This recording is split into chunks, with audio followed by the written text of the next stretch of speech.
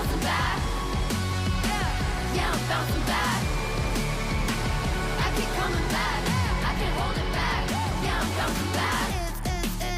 It's just a mission. I do them in my sleep, no commission. I like a side quest, love opposition. With surgical precision, they make losing their tradition.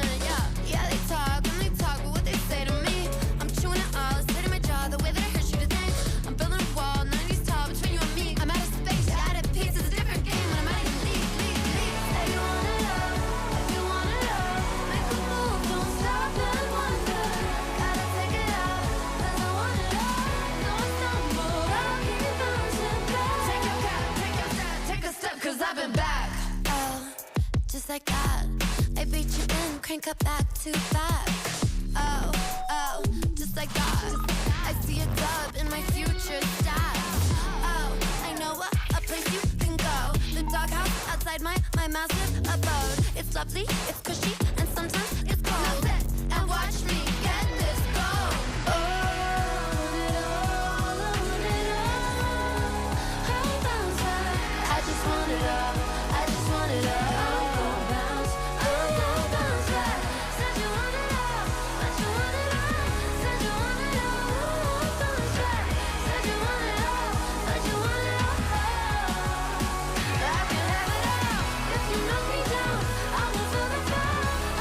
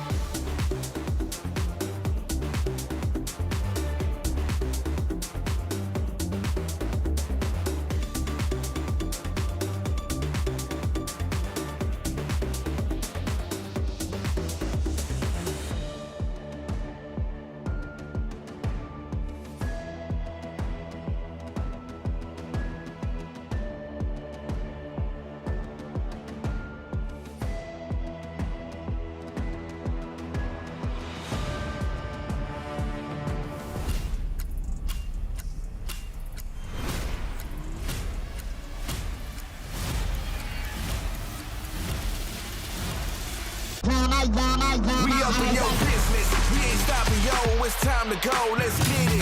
Whole squad, get ready now, let's go all out, let's win it, win it. We gon' get the bag, we gon' get the loot. And if we gotta fight, you're gonna get the boot. Nowhere to hide, when we in pursuit. We the champions, y'all can't dispute. Let's go and fuck the time.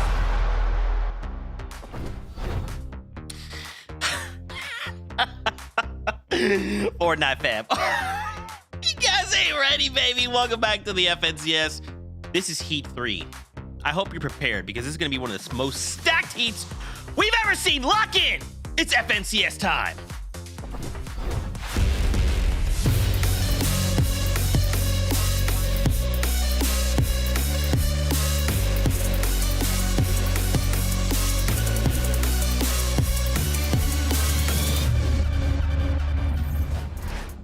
Viv, Kelly, they ain't ready. They ain't ready. They think they're ready, but they're not ready. What's up, Fortnite fam? Welcome on in. This is Heat number 3. That's Kelly. That's Vivid.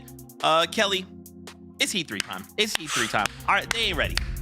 I mean, listen, we've expected since the qualifiers have wrapped up that Heat 3 is going to be the most contentious, the most exciting.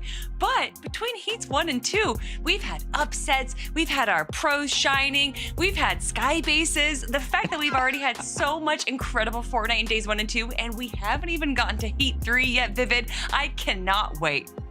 But that just hits home the hardest, right, Kelly? Because there has been so much incredible stuff happening over the course of Heat 1 and Heat 2. But when we were watching Heats number 1 and Heats number 2, we kept talking about Sunday. We kept talking about Heat number 3 and how stacked it was going to be, how many storylines we had kind of going into the competition here today. And we have finally made it. So even though we saw a bunch of stuff happen in Heats number 1 and 2, I'm expecting just a little bit more out of Heat number 3. I can't wait, Viv. I can't wait. Let's get into it. We got to jump right into it.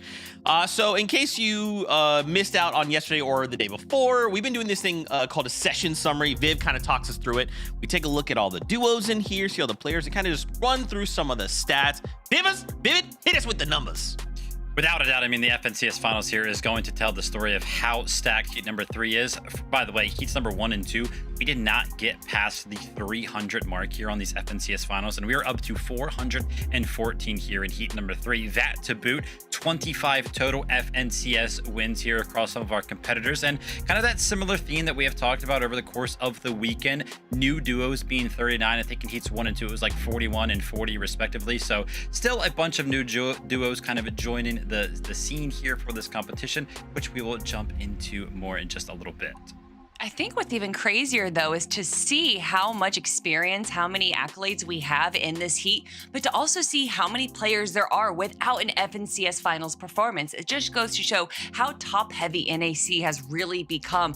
But of course, we got to talk about the top teams then. We got Higgs and Curve. Then we have to talk about Zeke, because as far as duos forming after Major number 1, I was a little shocked to see Higgs and Curve. Obviously, Curve coming off the win from Major 1 with Veno, not exactly having the summit performance that they wanted, but to see him forming up with Higgs, the duo made up clicks for so long. Vivid, I think a lot of people were a little shocked, but also not necessarily disappointed. I mean, it's just super rare to kind of see our reigning FNCS champions just instantly split up. But hey, listen, if this is what these guys want to go ahead and do, this is what they felt like was right, then they had to go ahead and play it. Because remember, we talk about it time and time again. What a lot of these players look forward to across the entirety of the year, it feels like every single major, every single event leading up to that last event on the year, that global championship that we have had over the past couple of years, it just feels like everything is all about that. So if you have Curve and Veno, our reigning FNCS champions on NAC, go in the summit and they place 37th, they don't qualify to globals, then surely they felt like something just wasn't right there. So they felt like they needed to make some changes because, again, they're just probably thinking about that global championship qualification. That being said, though, we're going to be seeing Curve and Higgs kind of try to do the same exact thing over the course of, not only this weekend in terms of qualifying to the grand finals, but then, of course, next weekend, they're going to try to, of course, play well there. And I like how this has kind of panned out for both Higgs and Curve. I feel like they're going to be a really good duo. I like that. I like the sound of that. Higgs and Curve. Okay, I like that. But obviously then, if Clicks isn't part of this anymore, who's he duo up with? It's actually Rapid. So now we have a different style of duo here. Clicks and Rapid. Talk to me about this mashup.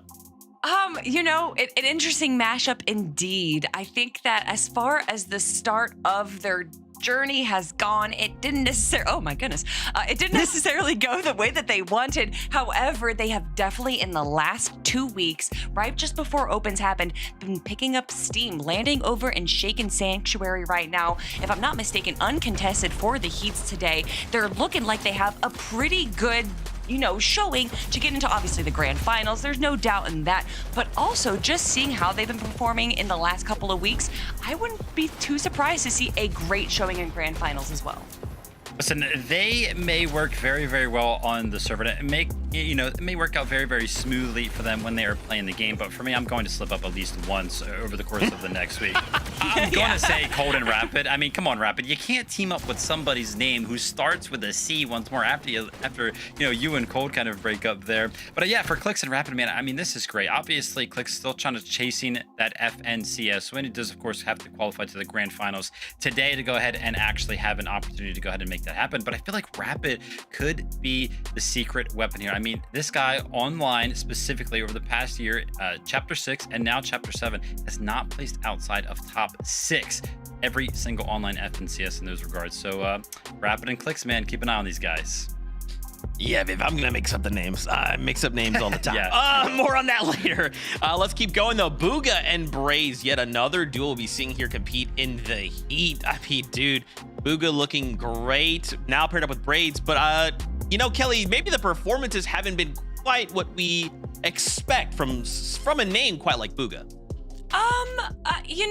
It's so interesting when we talk about Booga because I feel like every time people start to be like, oh, he's washed, he's gone, is when he actually comes out on top and qualifies for land, which is obviously what we saw from Booga and Braids coming out of the Reload Elite series. They're going to be landing over in Golden Grove, and I think that they're going to have an easy time right now as far as the Heats go. We do know that, they've only recently kind of formed at the end of last season, so to see them not necessarily having the consistency that we would want to see them out of the Div Cups, that's not necessarily too shocking. I think when it comes to Booga, though, he's really smart. He knows the differences that it takes for a Div Cup finals to something like Heats right now, so I'm not too concerned for them. Yeah, and this is going to be that similar theme that Kelly was talking about yesterday, where you take this experienced player and you kind of, team them up with kind of this fragger, right? Somebody to kind of carry the torch in terms of those eliminations. Of course, Booga, one of the most experienced players that we still have competing today, 26 FNCS finals appearances of his own. Braids has made it to his fair share, don't get me wrong, but he just has 11, right? So the disparity is there between the experience, but I feel like this could really work out. But the reason why everybody kind of calls into question, hey, listen, how good is Booga right now? We haven't actually seen him play in a final since Chapter 6 Major 3. But over the course of that entire chapter, by the way, he got 7th, 6th, and 7th. So he was doing very, very well in trios just last year. He just has yet to kind of find his footing when it comes down to the duos. But Kelly already mentioned it. Reload Elite Series, going well for these guys. Let's see if they can keep it going here. That's right, man. We always got to put respect on Mr. OG's name, right? And that is Booga. Like to see that. One final duo here to quickly talk about. It's actually Golden and Ozone coming in here to heat number 3. So talk to us about this duo. What can we expect from them today? Well, they are going to be contested over in Frosted Flats by Pacoba and Effie, if I'm not mistaken about their names. I'm not too concerned about that being the situation, though. Obviously, this is one of the teams coming out of the Summit land, getting 13th place, which has qualified them to the Global Championships. And once you have that qualification already set in your mind, it definitely kind of affects the way that they play. Maybe the confidence levels are a little bit more there. Maybe they're willing to make a little bit more risks. And honestly, I'm really excited to see what their coach TS is coming out with, because Golden and Ozone in the final 2 Div Cups, getting 4th and 2nd place, have really been showing up. I mean, such an incredible run for Golden and Ozone right now. By the way, Summit was their first land. They went ahead and picked up 13th the first time they were already on that big stage show. An incredible job by these guys. Of course, we are going to be seeing them later on in the year to kind of continue on that and see if just getting that little bit of boost and experience can help them kind of maybe break into that top 10. course, though, Kelly already kind of mentioned it, to actually kind of continue with this little bit of a snowball that they are on right now after qualifying to the Global Championships. We would love to see them actually make it into the finals, which, by the way, Golden himself has only done it 7 times, making it to an FNCS Grand Finals, and Ozone has only done it 4 times. So not necessarily a common theme for these two guys, but the fact that they're kind of contested off spawn brings into the question whether or not they can kind of overcome that early fight to make sure they either kind of get a win today or qualify through consistency.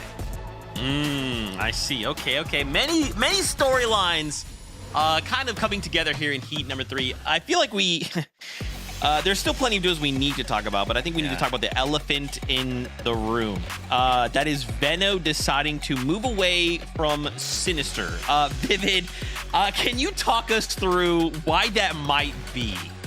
Well, I went ahead and wrote down a couple of reasons, and probably the one that everybody is going to be thinking about is that 18-6 scoreline. And it's not even necessarily the fact that it was 18-6 in favor of Peterbot and Pollo across some scrims and across some cups throughout the week, but it's also the fact that for some reason the community just kept noting this and kept reminding Veno and Agers, like, hey, listen, by the way, guys, this is the score, you know what I mean? So Veno and Agers might have been kind of constantly thinking about the fact that they were getting a little bit beat up off spawn by Peterbot and Pollo. But also on the flip side of that, Peterbot and Pollo, they're a global championship qualified team. They kind of have nothing to lose outside of course, that, you know, they want that prize pool money, but all of these players, I already mentioned it, all they think about all year long is global championships. And if Peterbot and Pollo can kind of prevent one of these top teams from actually qualifying simply in heats here today, then they would 100% take every opportunity to go ahead and do that. So maybe that was something that Veno and Agers were thinking about. Also, Kelly, the fact that Shadow and Virgo didn't qualify yesterday to Grand Finals, and this is a team that lands Heatwave Harbor normally, the fact that they're not going to be in finals, maybe Agers and Veno were like, well, maybe we can just get Uncon Heatwave in finals. Ooh, well, Uncon Heatwave implies that they're going to be able to take out Bucky and Cam. And now listen, I understand. As far as accolades and general understanding of Fortnite goes, Veno and Agers is definitely up there above Bucky and Cam. However, I will say one of Bucky's strongest attributes as a player is his off-spawn ability. They have the experience, they have the understanding of the POI. So for Veno and Agers to come here kind of expecting to get this potentially uncontested at Grand Finals, I think they might have to fight for it a little bit. Yep, without a doubt, we'll see how that breaks down. But also, Veno's explanation himself, right? He got an opportunity to explain it for himself. I saw he kind of typed in some chats across the board. And apparently, it was actually his idea to never actually contest Peterbot and Pollo in the end of it all. He was kind of just utilizing them as sort of practice to get better at the new drop mechanic. And apparently, he just was like, listen, we're just going to keep fighting them until it comes down to the moment where we have to leave. So now he's obviously left, and Kelly kind of mentioned it. Veno and Agers are going to be going head-to-head with Bucky and Cam over at Heatwave. We'll have to see how this one pans out. But where does this leave Peterbot and Pollo, the duo, who have once again proved that they are not only one of the best duos in the world when it comes down to just placing in events, but they are also one of the best duos in the world when it comes to these off-spawn fights. I mean, we have seen it multiple times, not only throughout, this year, but prior in the past, these two players constantly having to fight off spawn to kind of prove, hey, listen, we are as good as everybody kind of thinks we are. And I feel like Veno and Agers, they kind of gave them the opportunity to prove once again, hey, listen, guys, we can fend for ourselves off spawn. We're going to push you out of our POIs. Please do not come. I mean, there's got to be a reason why all the POIs that these guys land, it's like Demon's Domain, Sinister, like it's the, have they become the villains of NAC? I don't know if that's necessarily true, but they've definitely become the Goliath that every David is looking towards to beat right now. And Pollo and Peterbot, even when we saw them at the end of Major 1 where they got, 7th place, and obviously that's a pretty poor performance for Pete and Pollo, and then they go to the Summit LAN and we get to see the double solo performance from Pollo. Like, there's never a moment where we're allowed to think, oh, maybe this is it. Maybe everyone else is starting to catch up to them.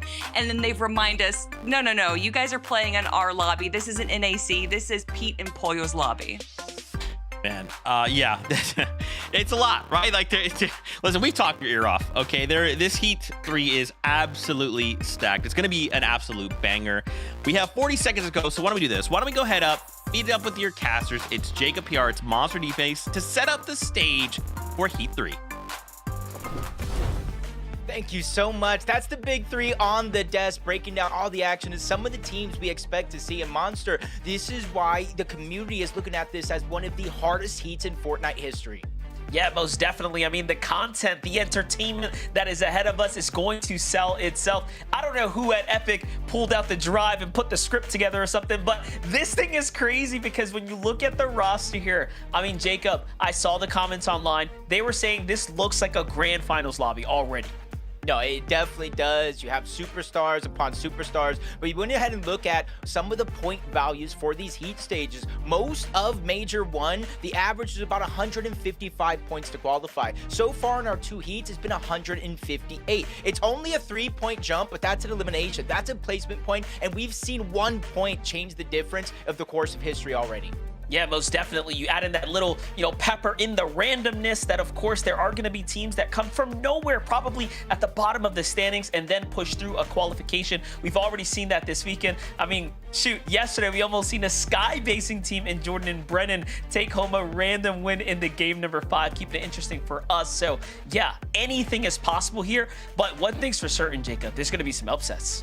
No, there definitely is. 5 games today, 5 Victory Royale winners or punch their ticket directly to the grand finals. After that, we look at top 10 inconsistency on the leaderboard. So we get to see which teams will continue their journey in FNCS, dodge the last chance major, because game 1 is ready. So let's get into it.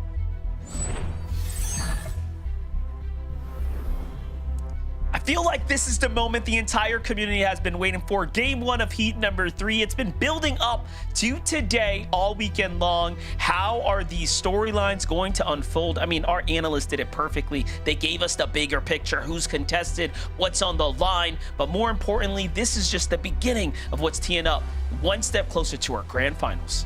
Yeah, I even have my eyes glued at this drop map right now to see if there's any tricks up anybody's sleeves. Kind of saw Sinister Strip, uncontested, nothing strange going on there. Reet, uncontested at Wonky Land, but this is the fight we thought would happen. Bucky and Cam landing over towards Heatwave Harbor. You see it in the minimap. Venno and Agers looking to take the other side, but that leaves them open to a little bit of shots like this. Luckily for them, it was only a rapid-fire SMG, so nothing's going to connect.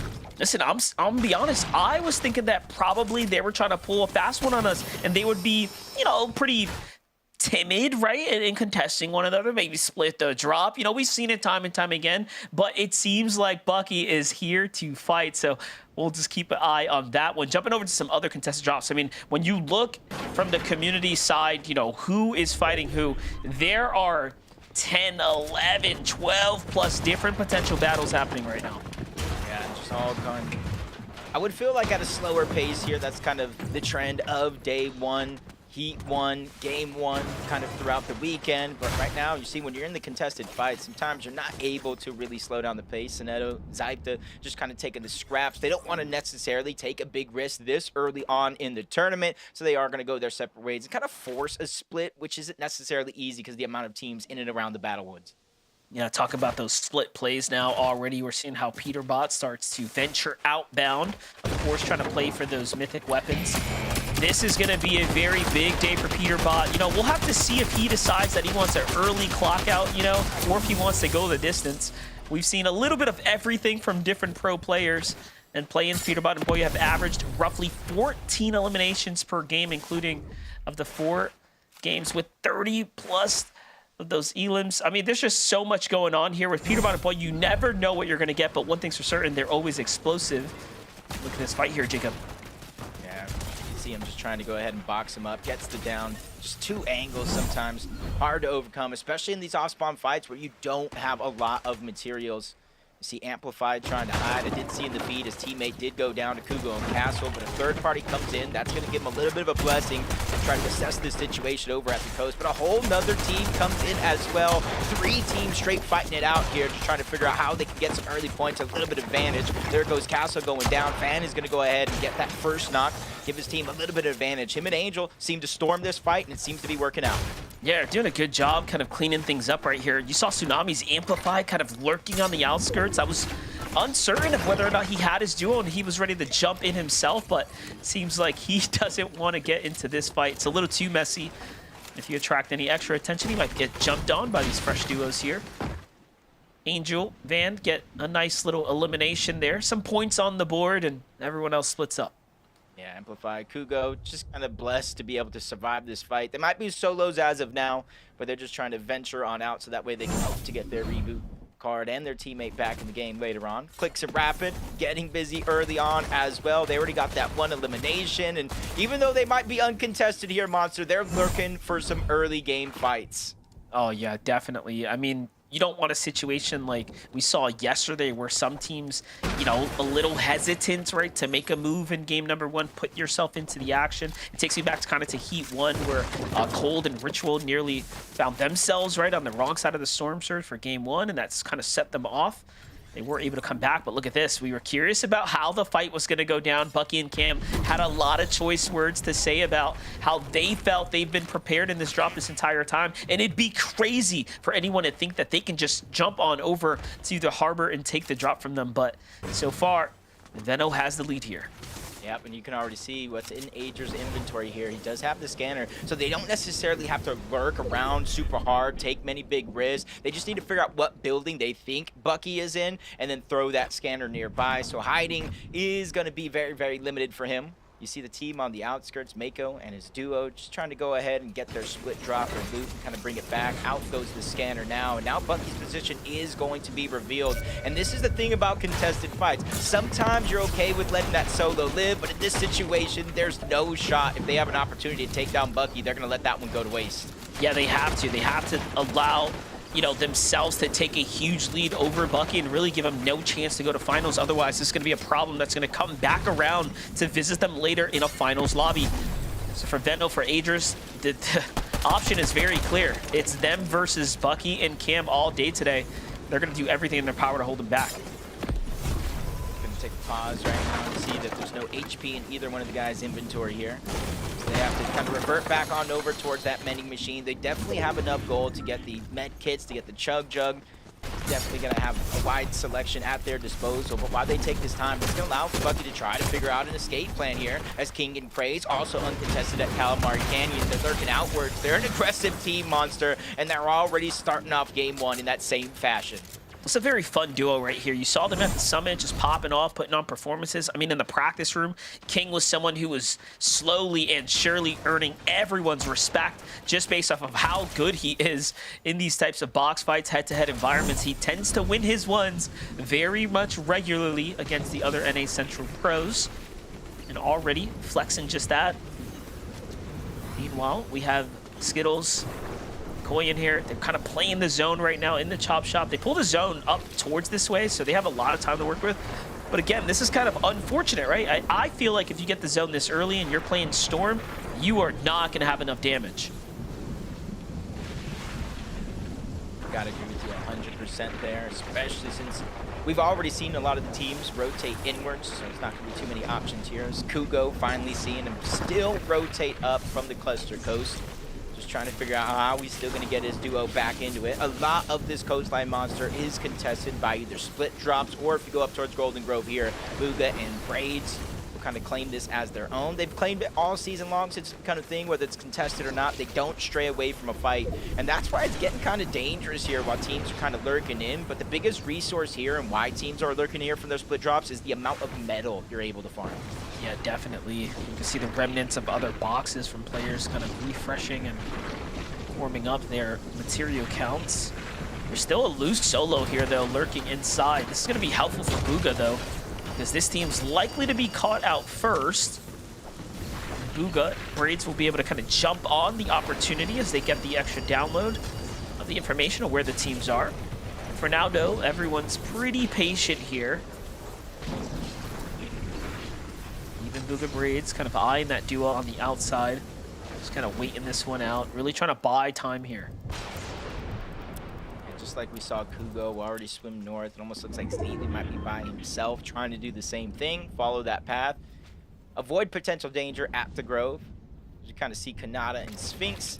Very, very similar drop as we saw yesterday with Aoxy and Jojo Fishy, that top mountain. They have the benefit to kind of look down at either one of the contested fights at their disposal and try to accumulate those numbers. So since it is very, very early on, you can kind of see the base that they're set up, knowing that most of the teams on the eastern side of the map are going to have to figure out a way to get in the zone. Kanata had the bulk of the ammo there too. Sphinx was looking a little light. We'll have to group up together here shortly. Meanwhile, more rotates coming through the Heatwave Harbor. I'm seeing the feed light up as Kingaling finds another duo. So again, Craze and King just kind of doing their thing right now. Popping off, finding points, reflexing on the competition here. And you saw the graphic, right? It said that there are 9 finalists, 9 champions, sorry. The most of any heat in this particular heat. This is by far a very competitive lobby to be going against. Yeah, you're seeing players like, you know, Higgs and Curve. In their play-ins, Monster, you kind of look at a lot of their stats. They got 16, not necessarily the best on the leaderboard, but 215 eliminations. 9 games with 10+ eliminations or more. They had 4 games with 20+ eliminations, one of the highest in this lobby outside of maybe Peterbot and Poyo. It just goes to show, when that switch gets flipped, they can turn it on, they can get aggressive, but they can also have a slower paced game over towards Lifty Logs. They know the zone is working in their favor. They can overstay their welcome. They have a mending machine, which no other teams are going to touch. So right now, it does look like game 1, look and sound for them. Just like Reet and Cooper, uncontested Wonky Land, and they waste no time making their way to the zone. Yeah, they have one of the stronger drops, of course, to be completely uncontested. You see it reflective of the loadout, but jumping in Veno, Agers, the hunt now to fight and find action led them to Craze and King. This is a tough battle here. I mean, we've hyped up King and Craze enough. This is about to be the point where they get to show us of whether or not what we said was all smoke and mirrors, or they really do have what it takes. Agers, Veno kind of backing off here, looking to almost get themselves situated a bit more. King and Craze recognizing, hey, this might be a really good team. Look, they kind of back off the machine here, go back into the storm as a safety strat. There's no real reason to make some big risks early in this game, especially when it's success at your off-spawn fight. Didn't necessarily get both of those eliminations, but hey, they're definitely progressing in the right direction. As we go back on over toward the Battle Woods, we know more and more teams coming from the north side of the map, or even the eastern edge, will try to make their way on over. I think it gets the slower, less occupied side of the zone. But we saw how contested the battle was right out of the gate. Soneto and his duo Zypta really haven't moved. They just parked that ship, and they have no intention of bringing that anchor back up. Yeah, definitely. I mean, they had this entire southern half, right, of the Battlewoods themselves, so they're sitting very much situated right now. Take a look at the map. Still so many teams playing the outer skirts of the zone right now. But here comes the outer edge congestion that's going to start taking place here. This is where things are getting real interesting here shortly. For Soneto, though, this duo has really not much to worry about, but now that the Surge has revealed itself, they're eyeing up this duo across from them, and they're going to go for the Shockwave play, likely. Yeah, this is kind of the mind games that Storm Surge plays. You're 90 above that damage threshold, which kind of is like, cool, I don't have to worry about anything for this zone. But as you progress in the game, if you don't land any more shots, you will find yourself below that damage threshold. So it kind of leaves you with a choice. Do I go for damage early where not too many players are kind of squished close together in a close proximity? Or do I wait till later in the game where panic starts to set in all around the lobby? Definitely decisions need to be made. Golden and Ozone, contested fight. Looks like they have survived that one. Just waiting in a bush, not trying to build to give away their locations, trying to see if anybody strolls by and makes a mistake. Yeah, this is a nice little bush to be playing, especially here on the outskirts of the zone, and little do they know, they're about to get paid off.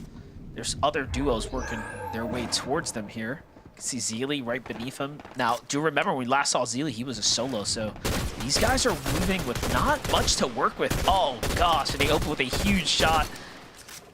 Very smart by Golden trying to break the structure down. Zeely goes down.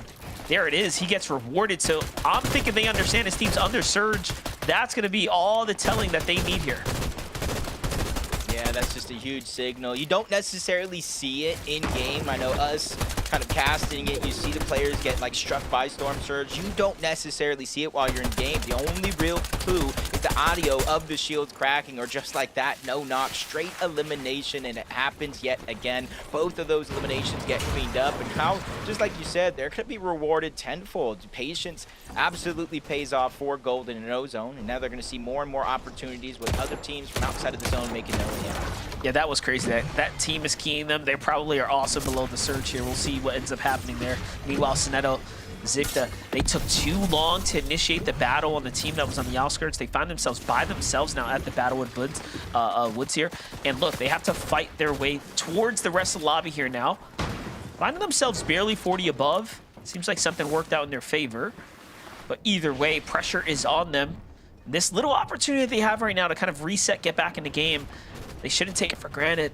They need to be looking for activity here.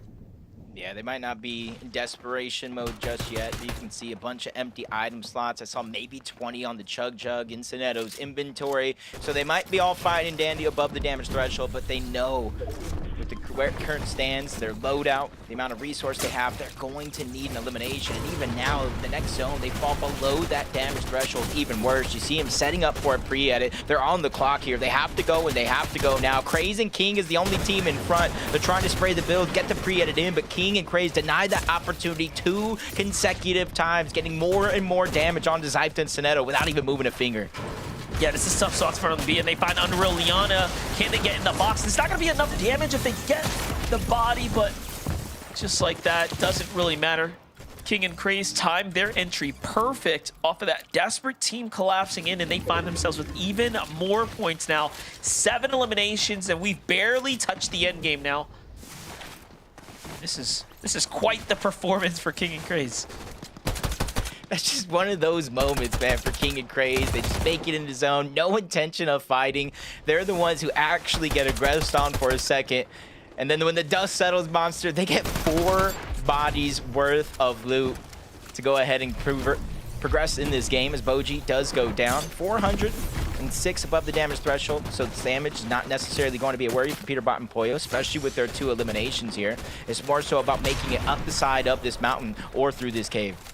This is really interesting. Another elimination now falling to Pollo's side here. It's getting the last little touch of damage here before the Surge actually supports them, but Pollo's not going to let this one up. They've intentionally chosen to come down and into this tunnel.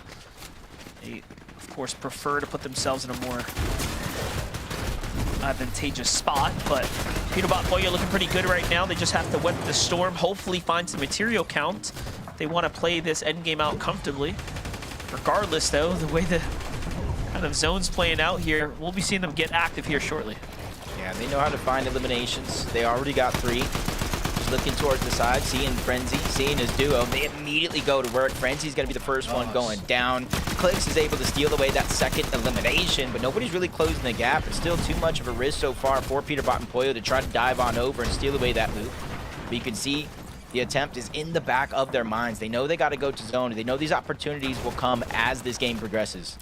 They're smart. Look, they're not even going to go for the loot. They seem to recognize, hey, that's a little too risky if we go to the outskirts, right? It'll allow the server to single us out. King, meanwhile, on the other side, jumps their way up to 8 eliminations, taking a little bit of that prestigious high ground there. But let's look at who's going to get situated first. Reed and Cooper have the high ground. Pollo lost on the rotate here. It was going to be a tough one. We knew it, but they needed that material. They were pretty desperate for it. Just as they were working their way across, they got caught out here. Meanwhile, Clix and Rapid on the other side of the box here. Peterbot might actually make a really big play here. Yeah, even more so. You see Rapid just trying to put down pressure onto one and finds Pollo. Wasn't even his initial target, but sometimes, Monster, we know you just got to take what you can get, and you can see why Peterbot was so concerned with them on the other side of that wall. But as you see where the zone is going, right now we're slightly moving up towards the top of that mountain. If it goes towards the west, if it goes towards the east, we'll keep that one in play. Anywhere else, it'll gradually get easier for the lobby, but you have to be able to survive up until that point. Yeah, I was going to say, I'm not even sure if we saw the conclusion of Venno Agers hunting down Bucky, who got away, so it seems like that's still an ongoing situation, but Venno's the one that is obviously making their appearance here in this endgame. I see Booga and Braid still standing. Clix and Rapid seem to be off to a strong start. Meanwhile, High Ground now gets sniped up by Venno. That's a key elimination for them. My gosh. Gets the elim, and now they get to rotate in time without taking any extra damage. Let's talk about a perfect turn of events for them. Trying to figure out how they even got up there unnoticed. Just step by step, he climbed up the mountain and just took out Cyclops. We saw Venno and Agers one side of the high ground, on the other, Reed and Cooper probably reading that they did pull zone. They immediately build up trying to keep it. A lot of extra heals in their inventory, but in the 8th zone, 39 builds on Breed. You gotta hope Cooper has more, because right now it is looking a little light to hold it for the rest of the game. Yeah, definitely. I mean, and I was just going to say, you know, they're going to have to shockwave across, right, and get situated here if they want to have complete control.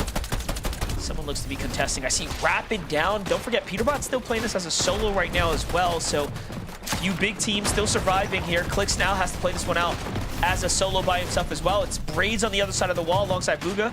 Clix, though, tries to fight his way into the Chug Splash. Definitely worth it. Meanwhile, here's Peterbot's POV. 4 Elans now has made his way to the new zone. He's just trying to download information here.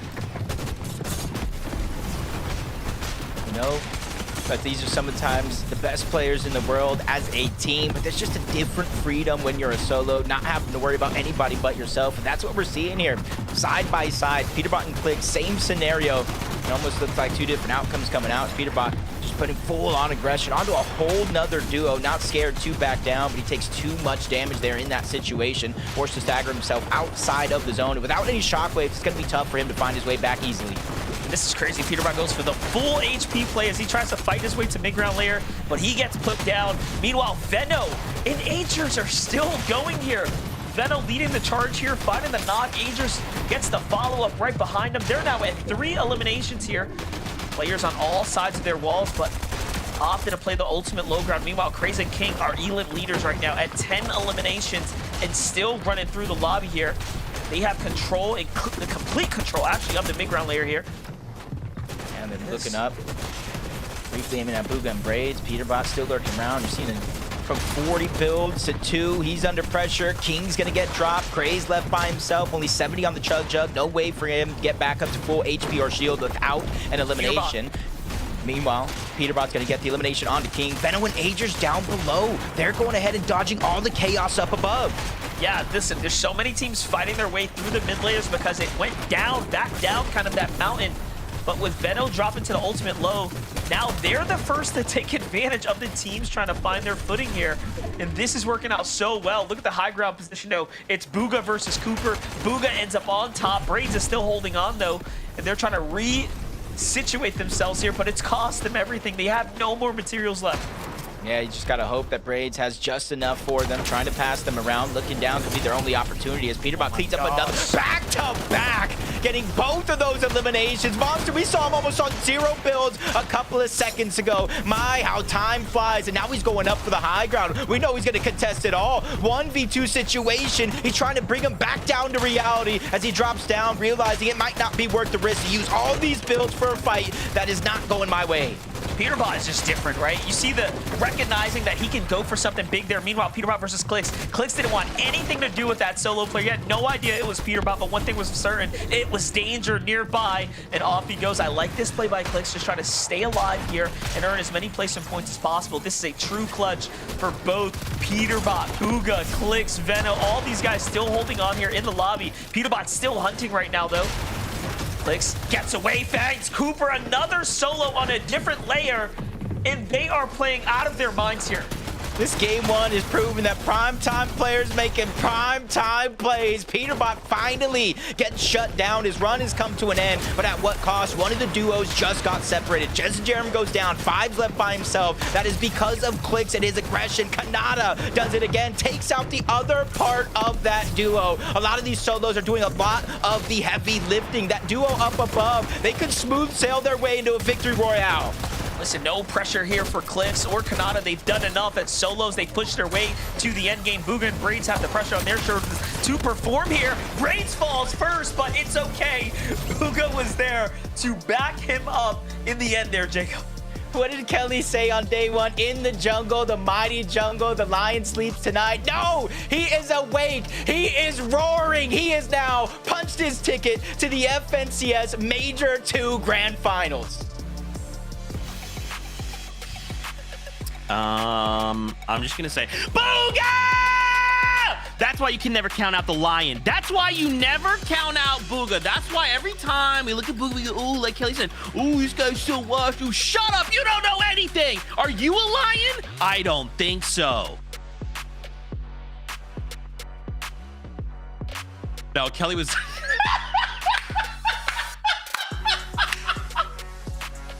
Kelly. Oh my gosh. Oh.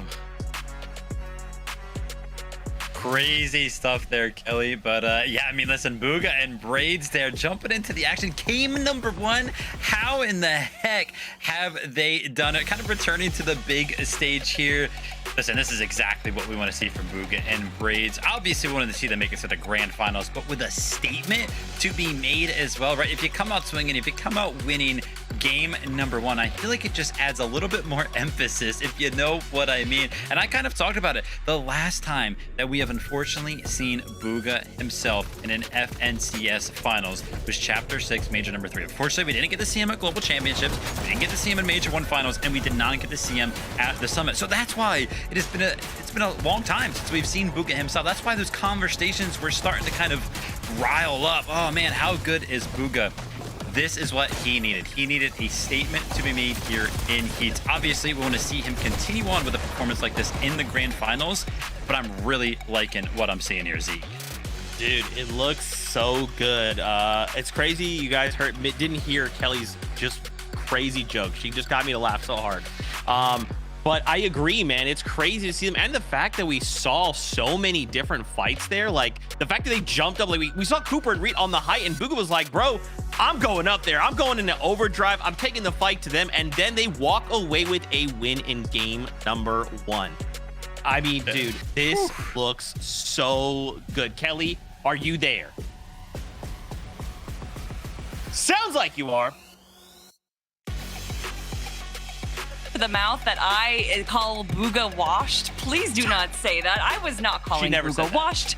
I was saying that other people were calling him washed. But regardless, congratulations to Booga and Braids. That's right. Guys, we're going to go to a break. When we return, we're going to take a look at some of the unfoldings of game number 1 by taking a look at the standings. So we'll see you right after this.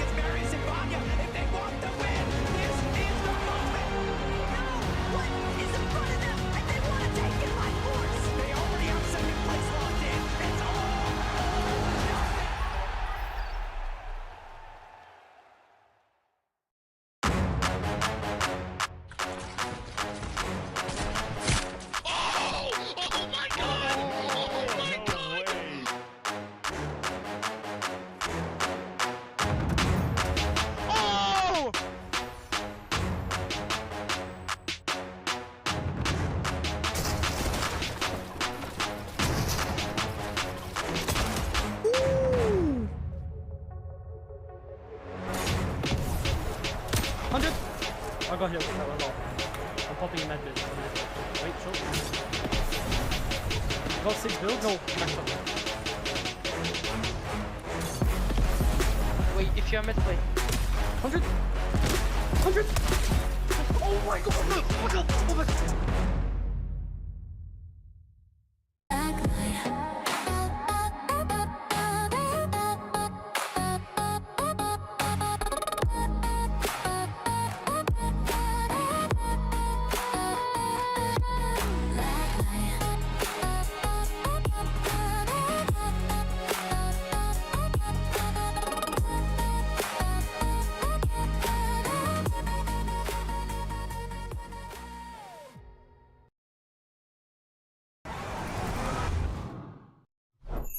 Milk can help you grow.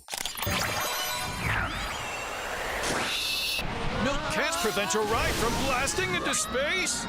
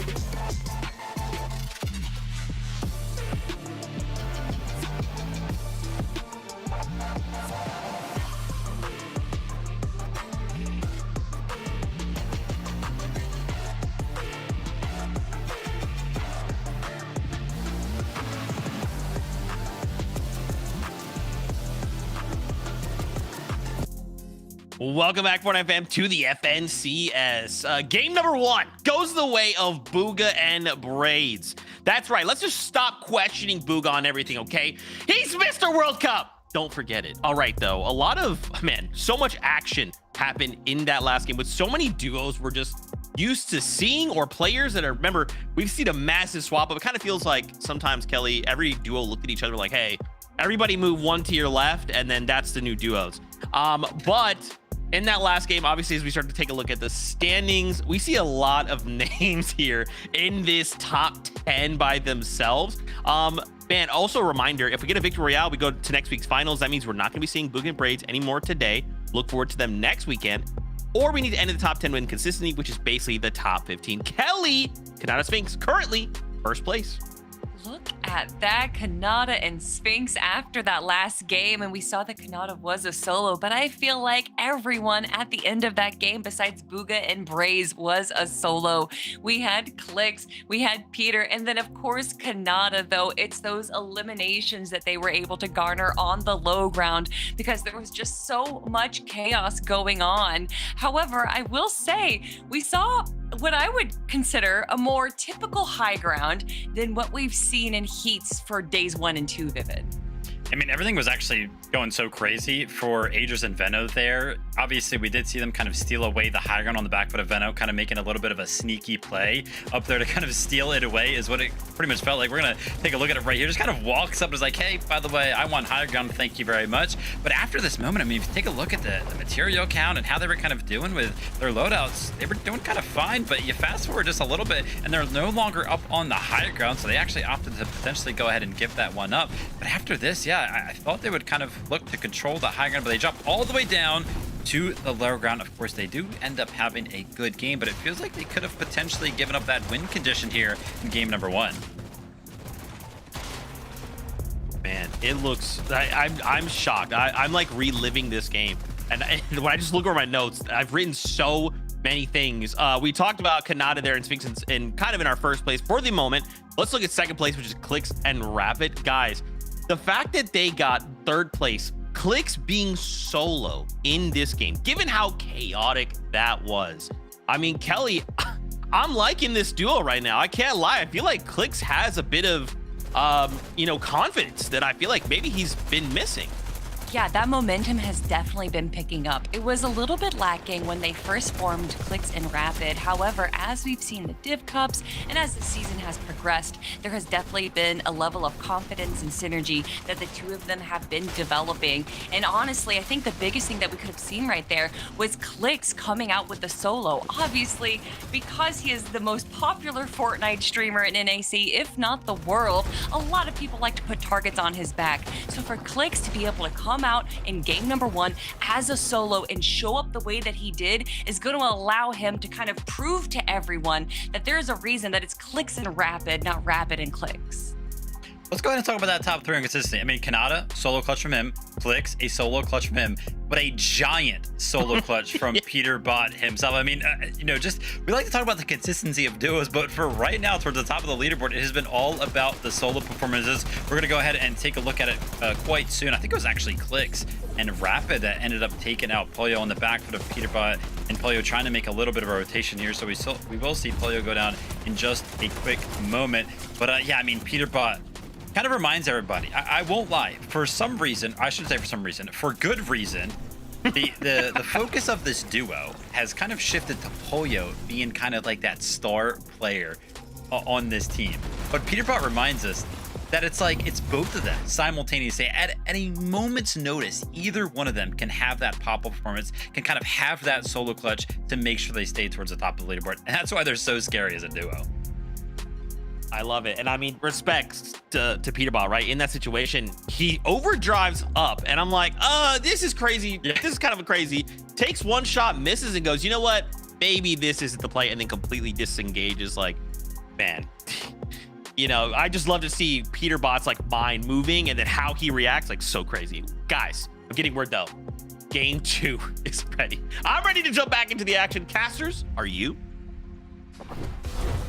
100% ready for sure. I know coming into today, Monster, we knew there was a certain level of excitement to expect, but out of game one, early, you even had King and Craze felt like they spawned in with 6 eliminations. Yeah, and you saw them still way up at the top of the standings based off of their eliminations alone, ending with 60 points earned.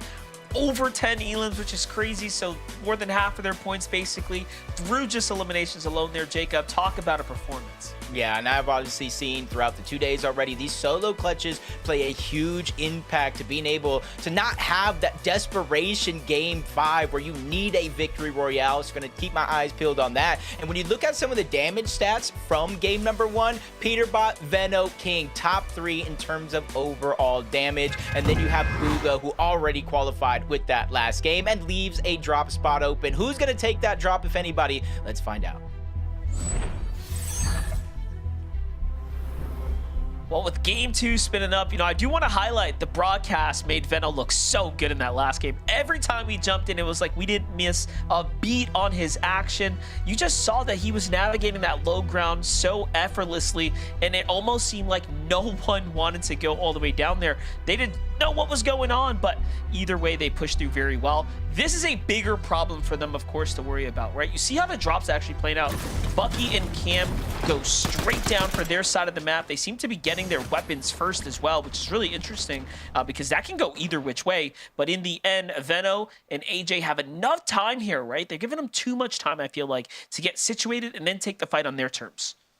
100%, and I think that's just a little bit of something they're going to have to learn as the game progresses, and you're going to have to start to act quick as a team like Veno and Agers. Once they get enough points where they feel like they qualified, who knows what type of animals we'll see then. It's Peterbot Poyo, business as usual. We saw this in that last game. They landed at their drop spot.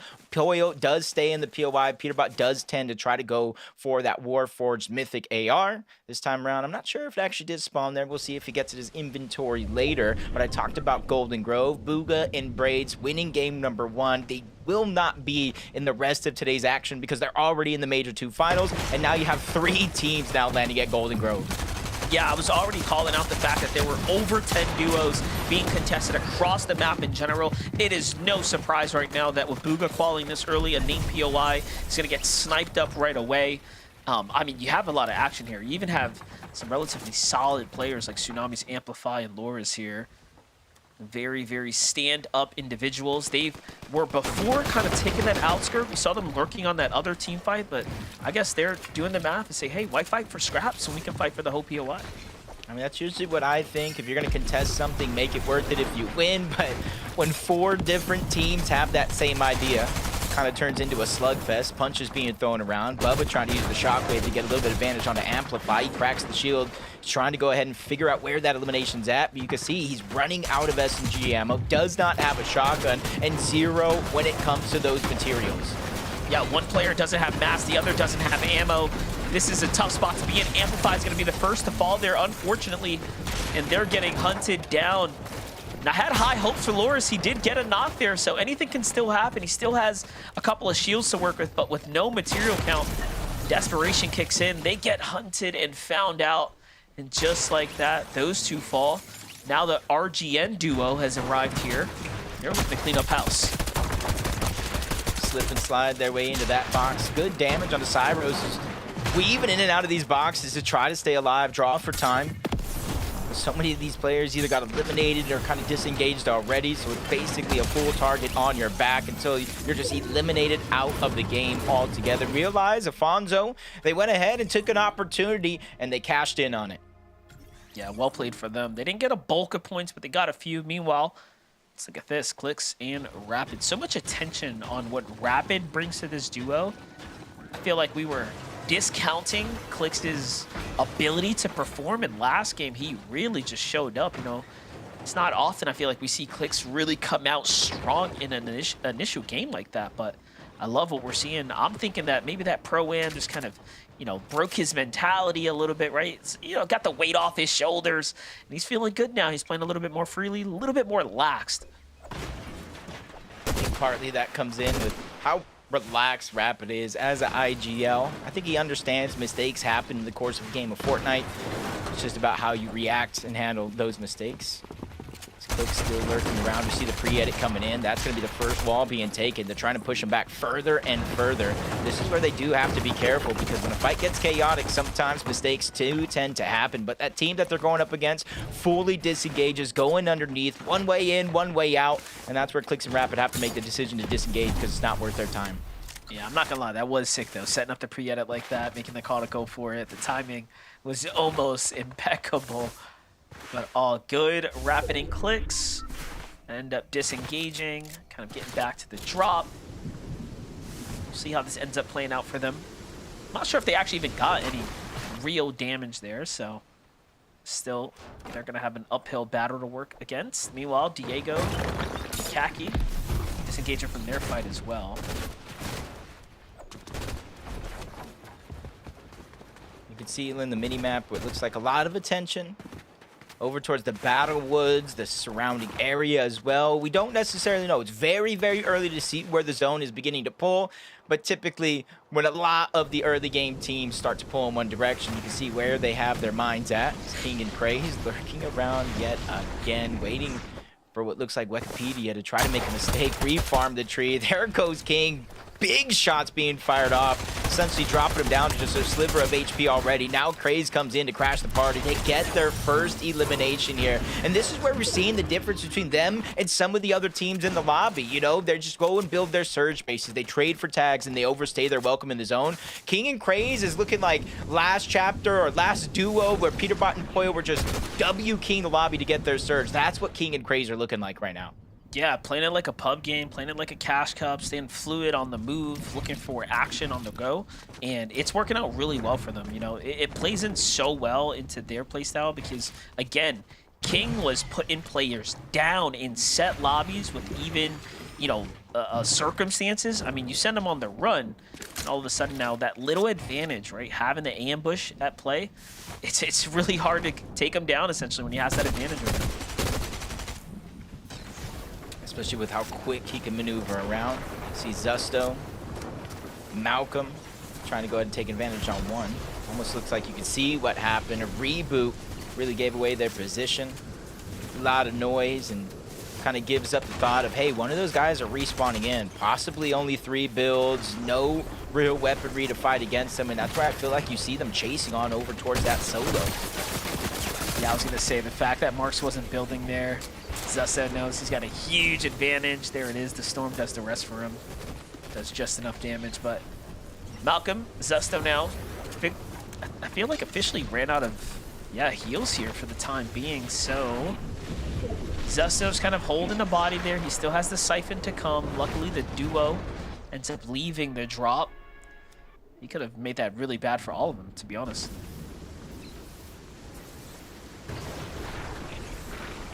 See how Wonky Land's playing out right now. Contested, uncontested. I feel like Reet and Cooper are kind of ready for whatever gets thrown their way.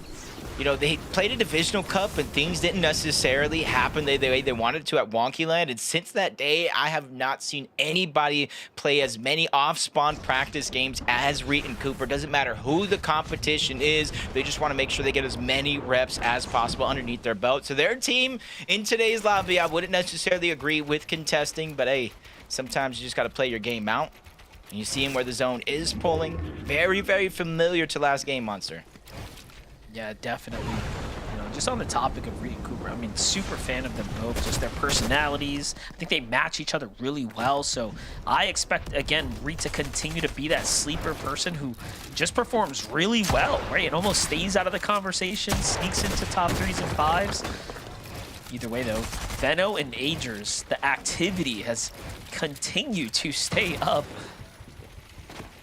They already have 2 eliminations, mind you. So this is just icing on the cake at this point. Yeah, game 1, Bucky was able to escape off the drop, survive a little bit longer to play that game out just a little bit. This time around, they're able to win that off-spawn fight convincingly. You can see Plur and Regular just not really backing down from this fight, and they were the ones that took the most of that damage early on. And now they have the high ground over a team like Venno and Agers. Yeah, I'm not gonna lie, when I saw Venno and Agers kind of taking control of the tower, I was like, all right, that makes sense. But then to see him shockwave over, I was like, oh, you got a lot of heart to do that. Meanwhile, Reed and Cooper's kind of doing their thing on this side. Look at this, a fresh set of eliminations and so much loot to choose from. This is like a mega pickup. Unfortunately, it's outside the storm, so they're not going to be able to do much with it. Yeah, just kind of cap off what they're missing. Go right back on over to Wonky Land. The zone is relatively close to where they can use that combination of the Shockwave and the Wonky Wheel to cover distance quick.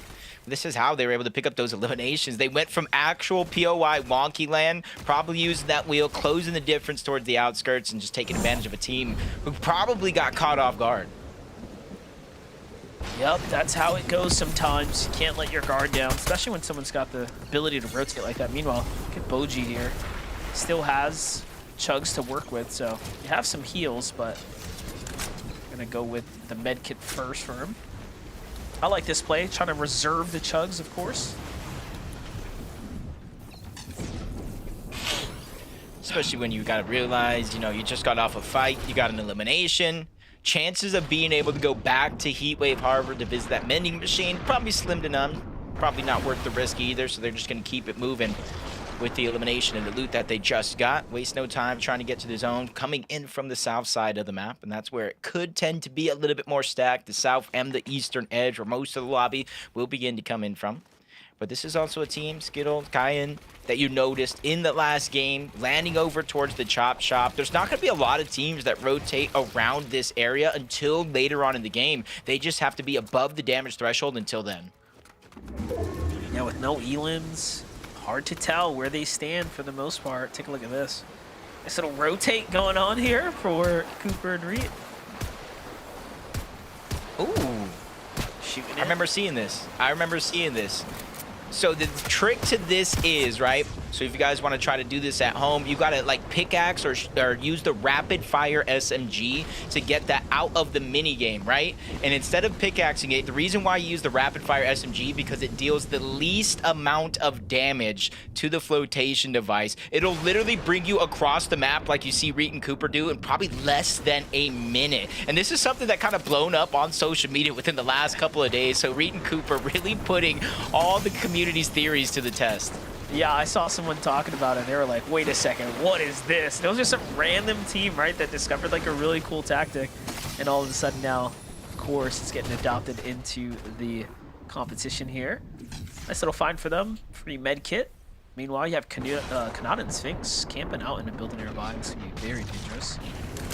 Not sure what their game plan is currently. Okay, just seems like this is a pit stop on the way as they have the mending machine here. No matter what they see here, Reed and Cooper probably crouched down. They know the risk any mending machine possesses, especially this late in the game where we move from 4th zone to 5th zone, but Kanata and Sphinx on the whole other side, not really trying to lock that one down. So Reed and Cooper are going to be able to kind of hold that position to themselves, but they got to be a bit quick here in this situation. It did go from a 1-tick zone to a 2-tick zone, and most of this lobby, as you've seen, they've spent it deep within the zone, so they got to hurry up before they start to go ahead and take that storm sickness warning. Yeah, definitely. You see there, they find that extra chug. They take advantage of just trying to cap off to the best of their capabilities, but the 2-tick is just so brutal. Even when you're in the storm for this little bit of time, already it's going to cost them at least a full med kit. Now you have Kanata Sphinx under the same problems. Pocoyo has the duo right on their heels as well. Sphinx and Kanata are going to just base down here because they found themselves too close to that other team, want to heal instead. Not necessarily the worst play, especially, you know, experts, you know, you fight inside of the zone like this. Sometimes you end up in a no-win situation where even if you win the fight, making it out is going to be near impossible. Just kind of continue to look around a lot of the action around the map. You can kind of see the solo clutch points from game number 1, how it's really impacting the leaderboard. Most of those teams landing in and around the top 5 after those solo clutch performances. And that's got to be a boost of confidence for all of the duos, specifically Rapid. Try to boost his confidence right now with Clicks, knowing with or without him in the game, you know, his IGL prowess, even if he's eliminated, can still play a role in Clicks solo clutching. See how good of a job they do as well, being able to rotate and maintain that momentum. Really optimizing each and every shockwave like that was perfect. Small find there too, but look at this Higgs and Curve. Nice little elimination there. It's going to end them up with some points, and this is what happens when you're the last to rotate. And now look, the warning's going to tell Kanata he's actually 195 below. This is a very tough spot to be in after such a strong first game.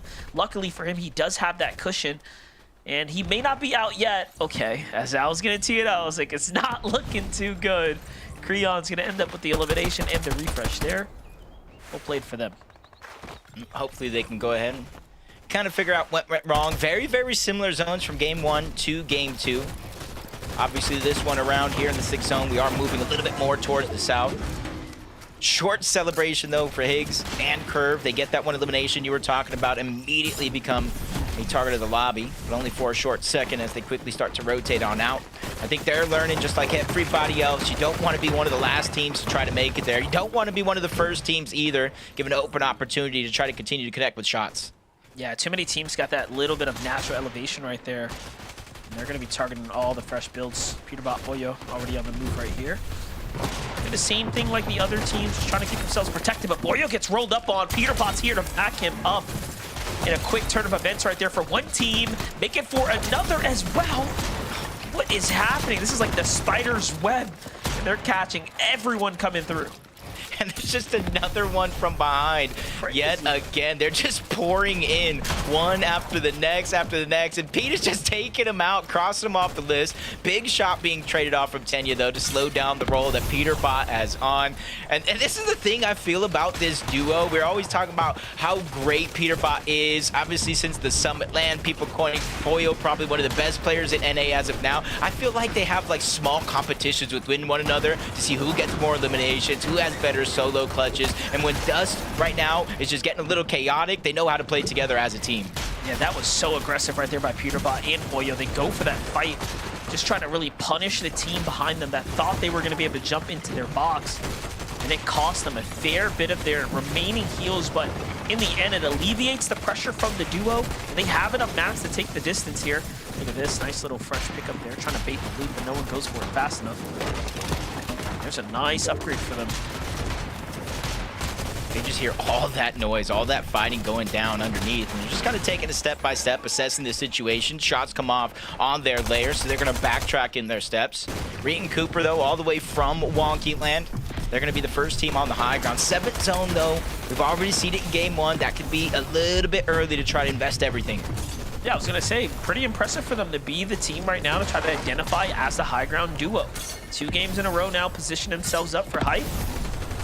Here's King and Craze. A little bit less of an elimination tear that they're on this game, but nonetheless, they're one of the healthiest here coming off of a fresh refresh there. So very big material counts in their inventory. Meanwhile, Veno Agers looking very strong and healthy as well here. This time, not as desperate to be down on the low ground, playing for the mid layer. So we're probably going to be seeing a high ground fight here.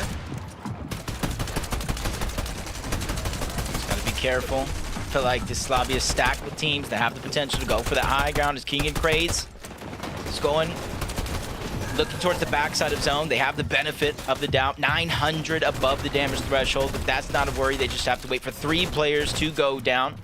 Pollo gets another elimination, kind of easing up on that pressure. On one side, we got Golden. On the other, we got Clicks and Rapid. I knew I didn't see Reet and Cooper no longer on the high ground as Clicks and Rapid are the team to overtake them, but they're below the damage threshold. Yeah, just a couple players have to fall here, and they realistically are the only team there. They just need a little bit of damage, but no one's revealing themselves. So much metal and just hugely fortified bases around them. They can't afford to open fire. Here comes some fresh builds. Finally, they get some damage there. It cost them a fair bit. Rapid's really hurt on that rotate, actually. It's Peterbot and Pollo who take the opportunity to go for high ground, and now it's his playground to mess around with. They're doing what they need to do, elevating themselves ever so higher. This is a perfect spot for them now. Just melted Zen flying through the sky. Pollo's the one that's going to get credit for that one. But like you said, kind of reinforcing their position, building up higher so they can kind of hear the warning of those shockwaves if any team looks to contest them. King and Craze probably have no plans for that being a possibility. They've just been dominating this low ground. Even without eliminations, they're pushing team after team off of their layer, making sure they control as much of the tempo as possible, even bypassing Reet and Cooper, building above them so they have the double edits in case they try to continue that path. Yeah, I don't really see much in the way to stop King and Crazy here. They've been playing so well.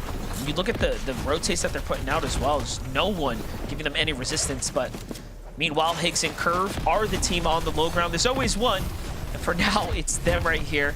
They seem to be running things up right now. 4 eliminations, plenty to work with as well as far as heals are concerned. Here comes the Shockwaves from the outskirts. Really nicely done, but targeted from Peterbot Boyo up top. That Mythic AR just shreds the moment he catches contact. Yeah, nobody can kind of reveal themselves for too long before they risk going down. Clicks and Rapid. You can see the struggles that they're going through. Clicks, not a lot of builds. They're trying to find elimination. They did get a knock, but King and Craze finally have their plan settled out. They're looking up, trying to chop them down, but they've drawn the attention of Peterbot and Boyo. They know that's the second height team, the threat that they need to watch out for, but there's still Veno, Agers, Higgs, Curve. You see them lurking in the backside of the zone as well. Yeah, King and Craze probably looking to set up the Shockwaves. You see them crouched up, just again peeking through those cones, waiting for an opportunity. Anyone moving on the outsides, King's got that covered as well. They just seem to have their bases fully locked in right now. There comes some pressure from a team up top, but again, not enough to make them have to worry. The distraction's on though. Rapid now forced to put up a Clicks-like performance here by himself. Zifta, Sinetto finding their activity here. That's actually onto Boyo. Okay, and now they end up with high ground. So we already saw Boyo and Peterbot getting a little bit desperate. They were starting to run out of material, and it does start to come to light here. Yeah, that was Peterbot. You're talking about somebody's dropping down. It was him from above trying to get any of these refreshes until he finally runs into King, and King cuts him short. 5th elimination for this duo, but even King gets cut short. What is today, Monster? It seems like solo clutch performance after solo clutch performance. Even Veno having to leave Agers behind. He's healing up. Veno's building the path. This might be one of the stronger duos we have left alive in this game. Yeah, definitely, and Veno's just playing so well. He just takes down each of those eliminations. We're seeing him continue to shine here, but look at this. Craze, although he lost King, is still playing it out by himself right now. He's at 7 eliminations. Veno, Ager still going. Afonso falls here as well. And now they're working their way down, going through the motions here. A little bit of a refresh for Veno's going to set them up nice. Cooper and Rito from the high ground down to the depths here are forced to try to play this from the low ground.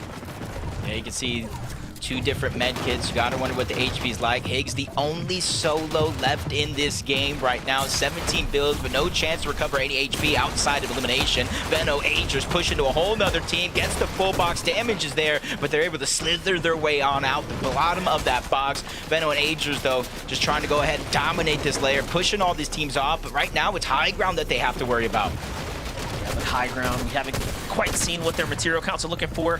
They get double chopped there, sharing the builds. Veno goes up, taking full advantage, but so does Zepta, and Veno with a monster shot. Agers with the backup as well. Each of them win their wins, but they get sent shocked out. He comes back, and they manage to recover themselves there. We're about to see a 2v2 with Contrap in the mix. It's just really telling where if Contrap goes up, gives an advantage to Reed and Cooper, but he's working his way on down, trying to take the fight against them themselves. Veno and Age are still up above. He's figuring out a way to kind of go underneath the radar, not be noticed up until now, but eventuality will happen. The zone will close, and that's where he has to try to make a move. That's where Reed shuts him down. Veno and Agers drop down from above. They trade eliminations back and forth. Agers in a 1v1 against Cooper, and it's Reed and Cooper out of nowhere that steal away their limelight and advance to the grand finals. Contrap came through, was just a distracting factor. The siphon keeps one alive while the other exchanges the shots. That's that little bit of unpredictability you never know that you're going to get with Fortnite there, Zeke, but what a game. No big deal, MDF. No big deal. Just a global champion going ahead and say, hey, you know what, a major finals, I guess I'll go ahead and claim a spot going on over. Not a big deal. And of course, Kelly, I know you're excited because he's paired up with Reet, and that's your favorite player. Listen, I don't want to be biased, except I do. Reet and Cooper coming out on top, waiting for the final moments to engage that fight. They probably knew that Veno and Agers were up on height, and so they waited. They were patient in that final moments, Vivid, and that's really where it came down to AJ versus Cooper. And listen, we all know Agers is an incredible fighter, but Cooper, the global champion, man, you know he's never done an out. I mean, Cooper just kind of running around on the low ground. I like the catchphrase there. Just keep on shooting, man. It looked like he had so many targets to keep hitting, right? Had to go ahead and hit the knockdown body, so that way he kind of got the siphon to kind of join the mixer to help him out just a little bit. And then he turns around a little 180 to go ahead and close things out. But game 2, man, a little bit crazy. This one went actually all the way the distance. We almost closed out the zone here, closed into the storm. And listen, over the course of the first 2 heats, man, these games were kind of ending early, but with 2 healthy duos left alive, they kind of pushed it all the way to the limits here. But it was a great battle between Veno and Aegis and Cooper and Reed. But when everything was said and done, Cooper kind of turns around, hits the shot necessary, and you can kind of see those margins. He just had a sliver of HP to do it, but Cooper clutches up. My gosh, man, if you had told me this was like if you just said, hey Zeke, this is the finals lobby, I would 100% believe you, right? Like this, yeah, there's so many things that happen. Again, shout outs to Reed and Cooper. They have made they've secured themselves rather a spot on the battle bus going to next weekend's finals. Bummer we won't get to see more of them today, but there's still 3 games to go. So many more teams could clutch up a VR. So for now, a break. When we return, we break down more of the leaderboard and prepare ourselves for the halfway point. See you in a moment.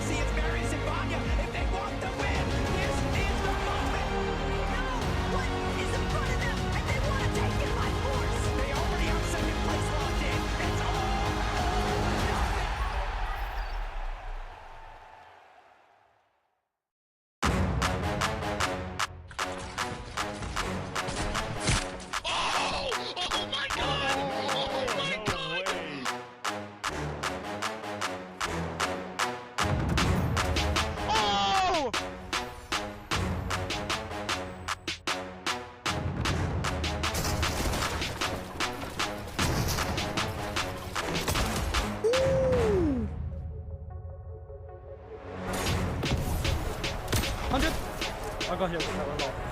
I'm popping a medbit. Wait, short.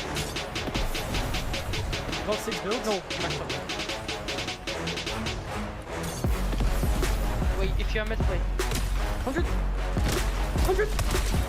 Oh my god! Oh my god! Oh my god!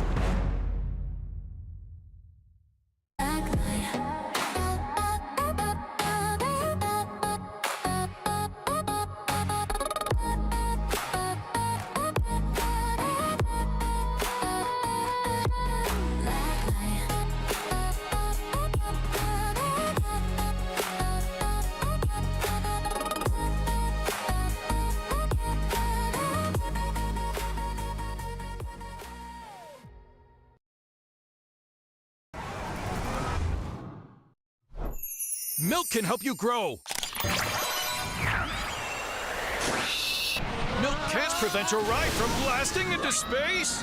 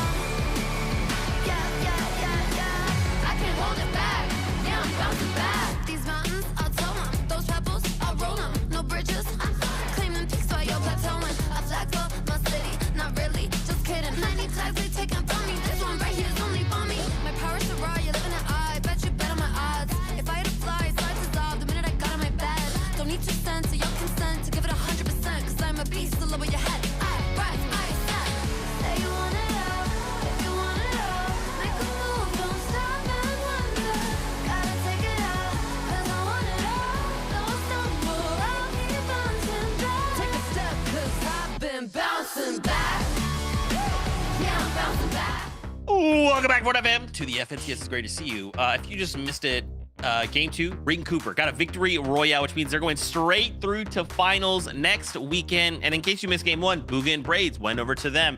A lot of crazy things happening here, but friends, we cannot forget that Reed Cooper 2v2 came down against none other than Veno and Aegis. It could have gone either way, but man, Veno and Aegis getting a second place with 10 eliminations. Oh my gosh, this is what I like to see, Kelly. This is what I like to see. I mean, yeah, they have 2 games played out of 5, and they already have 137 points. Venno and Agers have been able to make it to the end game both times, and I just don't think that there is too much of a concern for how they have been performing. They have just been playing this so well on the low and mid ground, waiting for the perfect moment to go for height, and honestly, they've just been doing it so cleanly. Yes, it is unfortunate that they have not been able to get the win, but as far as Venno and Agers are looking right now, Vivid, I love to see this. Whenever we take a look at teams and how well they're doing, one of my favorite things in Fortnite is recognizing a team that can play several different play styles. And so far, in just the first 2 games, Agers and Venno have showcased that both times. I mean, they were kind of playing for the higher ground in game number 1. They ended up giving it up and kind of playing front low. But this time around, they were kind of playing mid ground, looking for some refreshes. And once they got them, then they decided to go ahead and overdrive up to high ground and kind of contest for it. A second place with 10 eliminations. It was so close between them winning that 1v1 in the end, between winning that game, but really, really like what I'm seeing out of Agers and Venno right now. Dude, I'm also just looking at this top 5, man, right? Remember, BR means we go straight through the finals. We're not going to be seeing the first 2 for the remainder of the day, but we've got to be ending the top 10 of consistency, which is basically the top 15. Okay, sorry, I always had to repeat that. Kingling and Craze, though, we've now had 2 pretty solid games. Also, kind of like what you're pointing out, Kelly, only after 2 games, breaking into the triple digits already. I mean, Kelly, Kingling and Craze, they're looking good. Yeah, as far as what we've seen from Heats 1 and 2, getting 2 really good games where you're kind of in the top 10, 1 kind of okay game, and then you could even have 2 kind of bad games is all you need, because top 15 out of 50 teams, although it sounds like not that difficult of a feat, it is still challenging when you consider how many big names are in Heat number 3 right now. But as far as Craze and Kingling, I am not too worried right now. Like you said, they are currently sitting in 2nd place as far as consistency, but the concern that I have for everyone right now, Vivid, is that you look at the names on that list. We got Kingling, Peterbot, Clicks, Higgs, Creon, Kanata, and that's just page number 1, right? There is so many big names that have not solidified their spot into the grand finals. So even if you are making it to the end game every single time, all it takes is for just 1 random zone pull to go into the favor of your opponents, and then that is going to put you down the leaderboard. Kingling is actually our individual eliminations leader right now. He has 12, but there is one other player who's actually joined him in double digits with 10 of their own.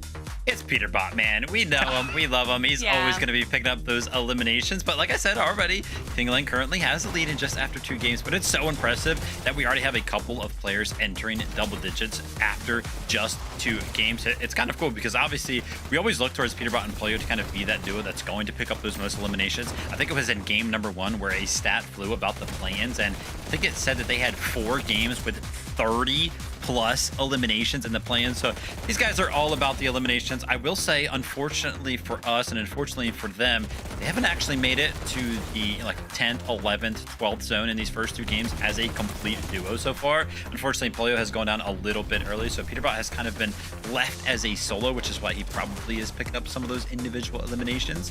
But they're still chilling. 3rd place in consistency. It's interesting you point that out, because I feel like when we think back to Summit, it was actually the other way around, right? There was a lot of solo clutches off the back of Polio, but now we're seeing it off of Peterbot.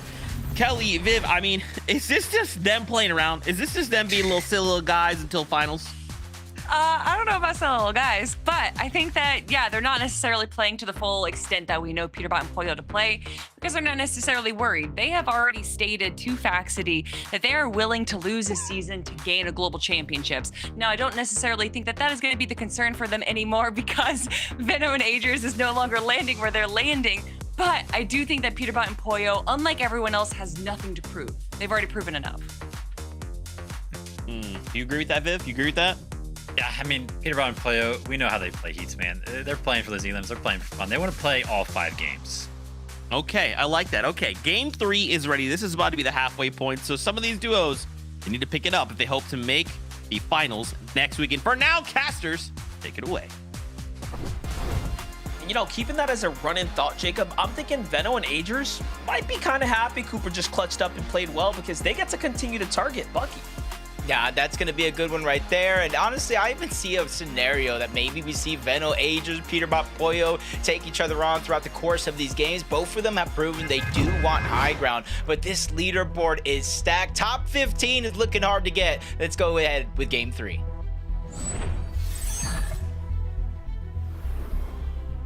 What a plot twist would that be now if Veno and Agers are like, hey, what's up, Peterbot? How's your tournament going? He still has quite the way to go to be completely safe. That, Jacob, would be pure cinema, as they like to say. Now I'm thinking, that's what I want to see here. Yeah, I'd definitely be here for it. Sometimes nothing to lose, play for entertainment. But just Jerem, vibe, 63 points so far. Not necessarily where they probably would have hoped to go, but as it stands as of now, they're within reach of that bubble, if not inside of it, and that's pretty impressive. Go to say they're not only contested at Latte landing, they have to worry about Kanata and Sphinx landing on that western side, that mountain split that could potentially third party, if not directly, with shots in the distance. Yeah, this drop's definitely slowed down a bit comparatively to the last few rounds. Getting to the drop, though, Veno, Agers sticking to their true and trusty situation. They're about another big endgame away from being completely solidified into the finals, and they can do what they want from that point onwards. But just playing their game seems to be going very well for them. They're clearly the strongest duo in the lobby right now as far as their overall performance is concerned. And it's what we expected, though, right? Like, we knew this was going to be a tough heat, but we also knew players like Veno and Agers should fare well. Yeah, and honestly, you kind of look at the other side of that drop spot. Veno and Agers don't necessarily have to do anything different. Bucky and Cam, however, have to figure out how they're going to make it deep into some of these games with the target on their back. Because we know Veno and Agers want uncontested. Even some of these split drops here, finding a little struggles to get all their loot. Everybody just kind of grabbing scraps, sharing mending machines to try to see what bit of action they can get out of this early game. Cluster Coast, just as contested as last, and kind of something that you said early on. You know, a couple of these drops seem to be slowing down versus the first 2 games that we've seen so far. Yeah, I think reality's setting in here, right? For the opponents, like, you're starting to think, dude, we're 3 points, we're 6 points. Like, what's going on? We can't keep playing this way. We need to survive a little bit longer. And that's why we're seeing stuff slow down. On the other side, you're having these inexperienced teams that have never maybe made a finals or have only been there a few times. They're at 50 points. They're kind of in the conversation. And they have to decide to themselves, is it worth even fighting at this point? Like, we just need to keep making end games and we'll go to finals. So I think we have a very interesting dynamic taking place here as we're in the middle of game number 3. See Sphinx looking on over towards Latte. Gonna be the easiest shot they have to get Surge in this early game. Dragon and Creon having this whole back mountain to themselves. 84 points, faring well, able to kind of get that mythic pistol in their inventory. The biggest thing that they lack right now, or at least just looking at Dragon's inventory and even now Creon's, they have 3 shockwaves. Typically, both of the duos would carry 6 shockwaves each for a total of 12. They do have gold to buy more shockwaves, but they're just probably waiting to see what they can find. Yeah, as much as I like the gliders, you know, they look cool and all that, they're just not as good as shockwaves, of course. Veno, Agers on the hunt right now. It's not onto the Buckies and the Cams of the lobby. It's onto Wikipedia, who's also just outside the harbor playing his split drop, and you catch him off by himself. This is just practice, it looks like, honestly, for finals here. The options to do what they need to do at their drop and then crank their way outwards.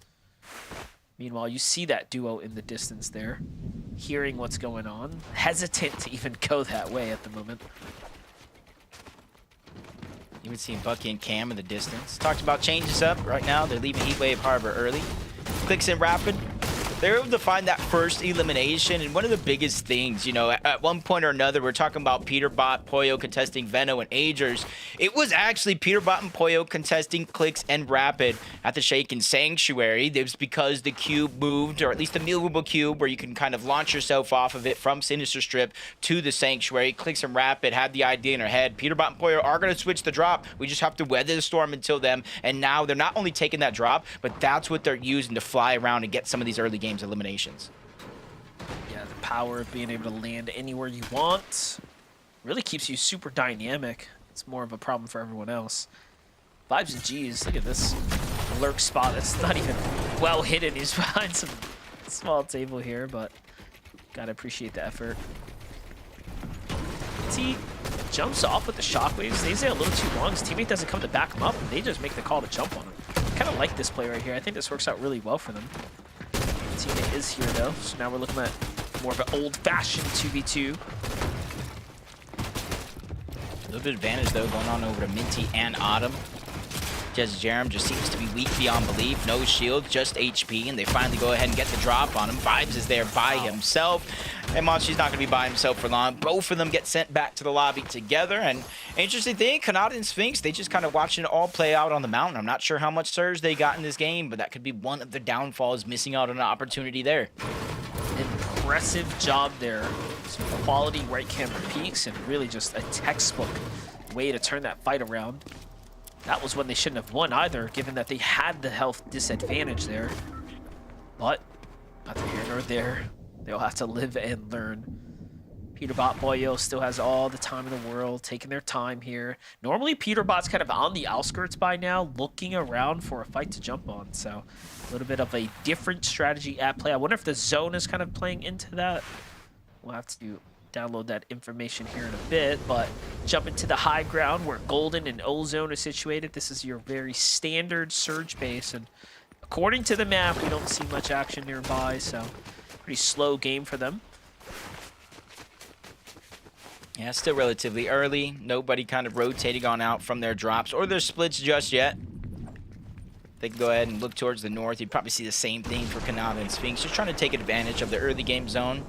Just like you want to accumulate damage for Storm Surge, you don't want to take damage either.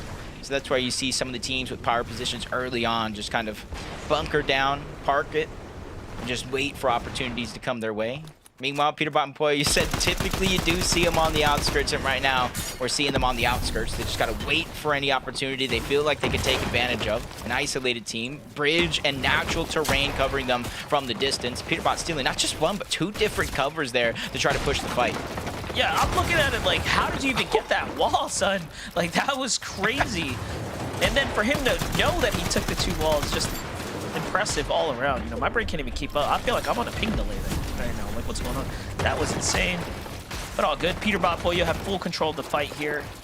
It's very standard for them to play separate angles, each of which are so fast and deadly on their own. Normally, this fight would have ended already, so Cash putting up a great defense here as they scramble around and barely slip out. But look at how much of these walls are in control of Peterbot and Boyo. Here they come. Just trying to reset. Peterbot making sure there's no one above them. Ooh, I was about to say, you got to be careful for a fight like this for Peterbot and Poyo. It is taking quite a long time, and even though they're landing shots, they're also taking an immense amount of damage. Poyo right there, probably over 200 damage being dealt to Peterbot and Poyo, and that's why they're consistently trying to give it back. Great damage there from Poyo. Even without the elimination, you can kind of see what they're fighting for. We both know Storm Surge is like currency. It allows you to travel through the map with a little bit less stress and desperation throughout the course of the game. But Peterbot gets tagged up yet again. They're doing such a good fight on the side of Spear and Cash to slow down the roll of Peterbot and Poyo. Something I definitely didn't expect after the two hot streak games that we've seen. Yeah, I think Peterbot was a little bit frustrated there that he didn't get the initial elimination when Cash slipped out the box, because you noticed that he was second guessing himself time and time again, thinking, no, this guy's above me. Like, I saw him there, but he had already jumped to lower layers. So definitely a little bit of frustration setting into Peterbot's play there. You give them enough time, though, they're going to figure it out.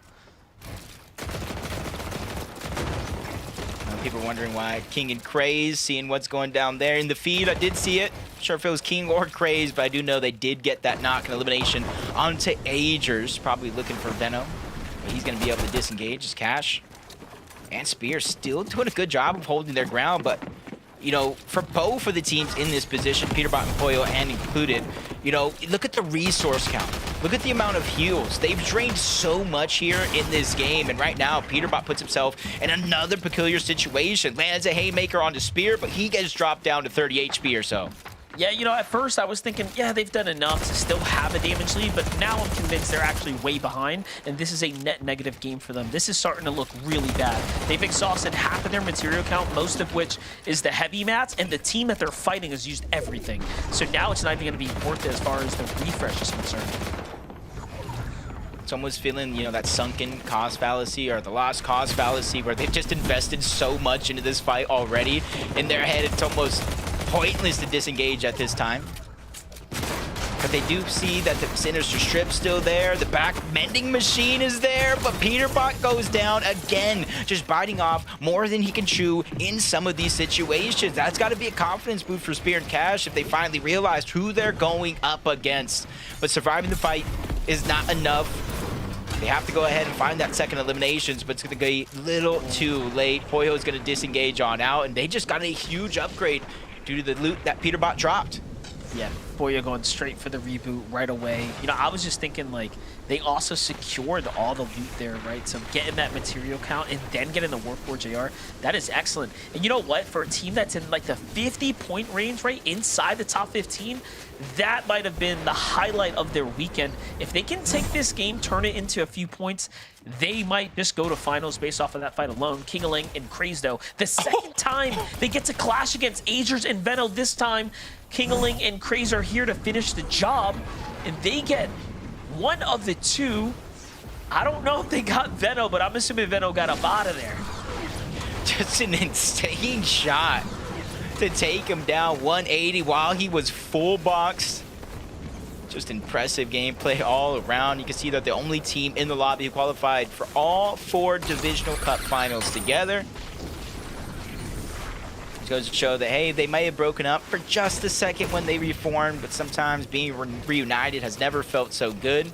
89 points, still behind the curve against some of the other superstars here in this lobby, but they just have like a slower game than most. They don't go for early game eliminations, especially if the zone kind of pulls far away. They use their height advantage over at Lifty Lob, plus that launch pad to close the distance when they have to.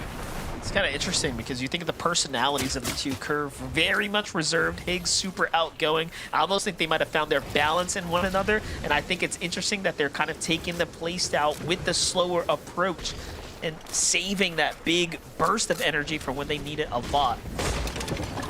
We'll see how they continue to perform here. Afonso realize one of the teams, again, that's in the bubble at the moment here.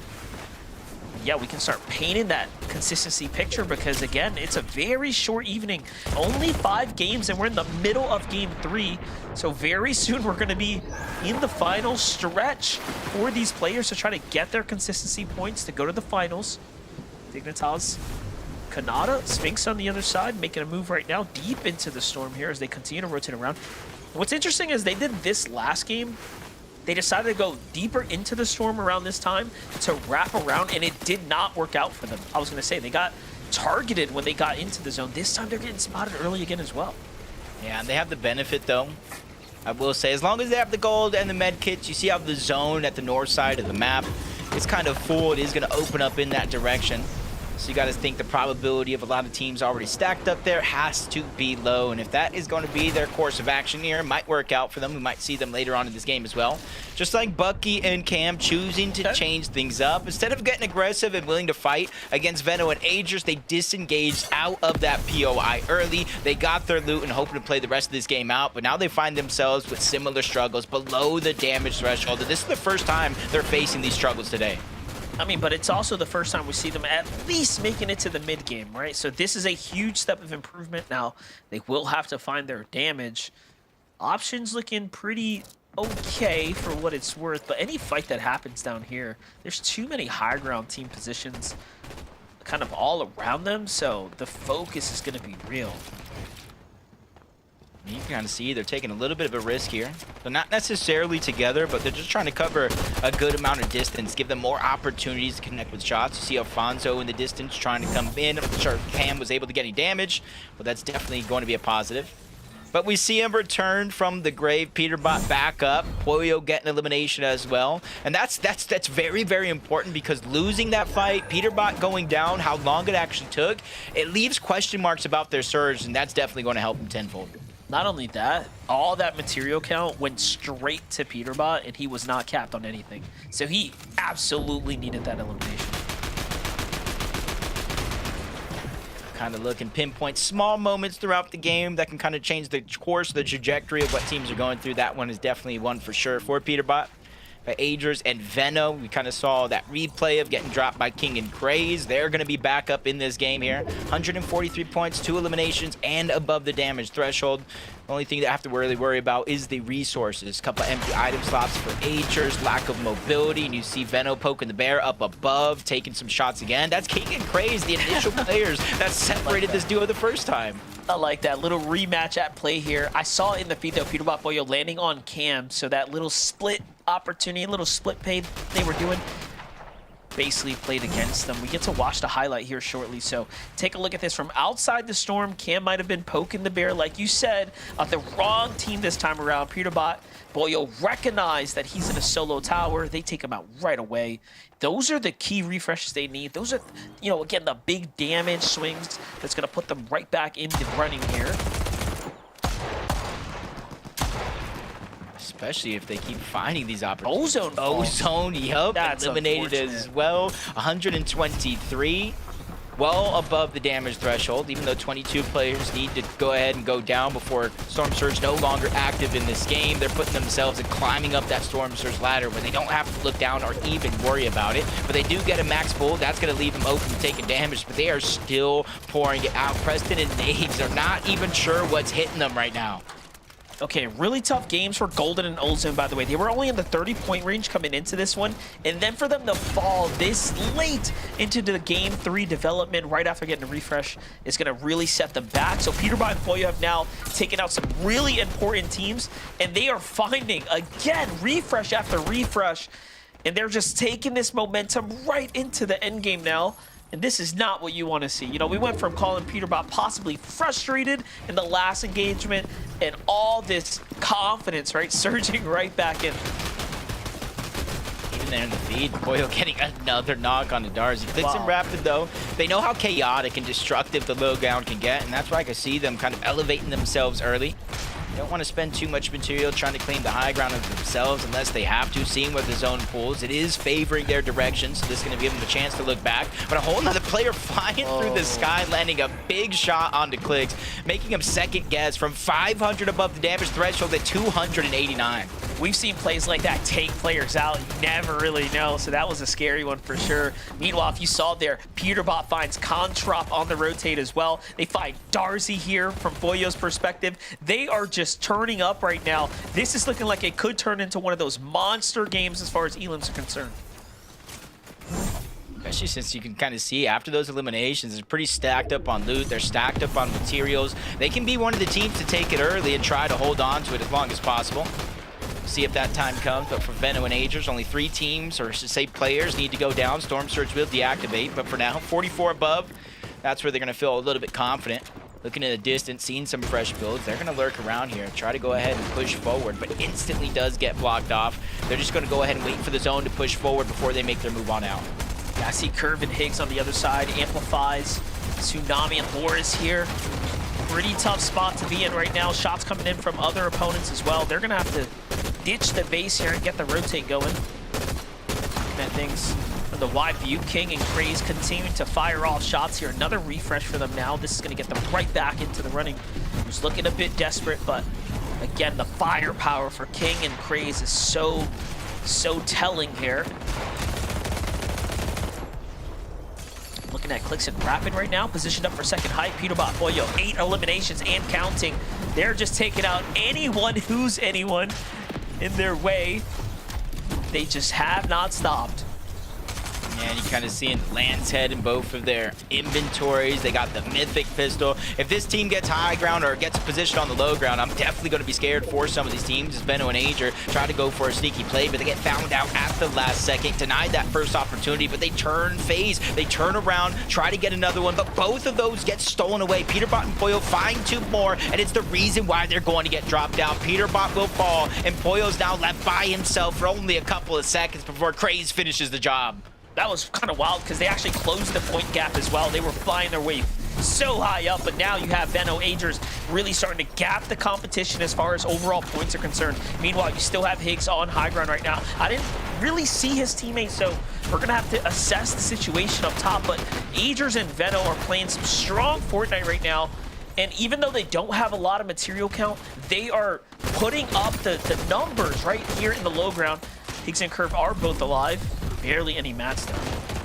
I think Veno and Agers are kind of playing more towards the format. They know with a Victory Royale punching a ticket to the Grand Finals, they're maybe trying to stay away from the chaos of team after team trying to send it towards the high ground. But Veno's going to get dropped. Agers going to get left by himself. I'm not too worried. We know what Agers is capable of. But Craze is going to go down again and again. We're seeing multiple games here where some of our top teams being left alive as solos. Luckily for Clix, he finds that elimination. Third one of the game from a solo clutch in game 1 to dominating here in game 3. This is really nice. The first time we're seeing them both enter into the top 10 together as well. Look at the synergy here. Double chugging back to the zone. Meanwhile, Kingaling has not stopped finding eliminations. He's our elim leader, and for good reason. Here comes Clix. Rapid versus Higgs and Curve for the high ground. Rapid's going to find the 2. Finish things up. Clix gets his as well. And just like that, Clix and Rapid are on the high ground. King finally falls to the hands of Loris.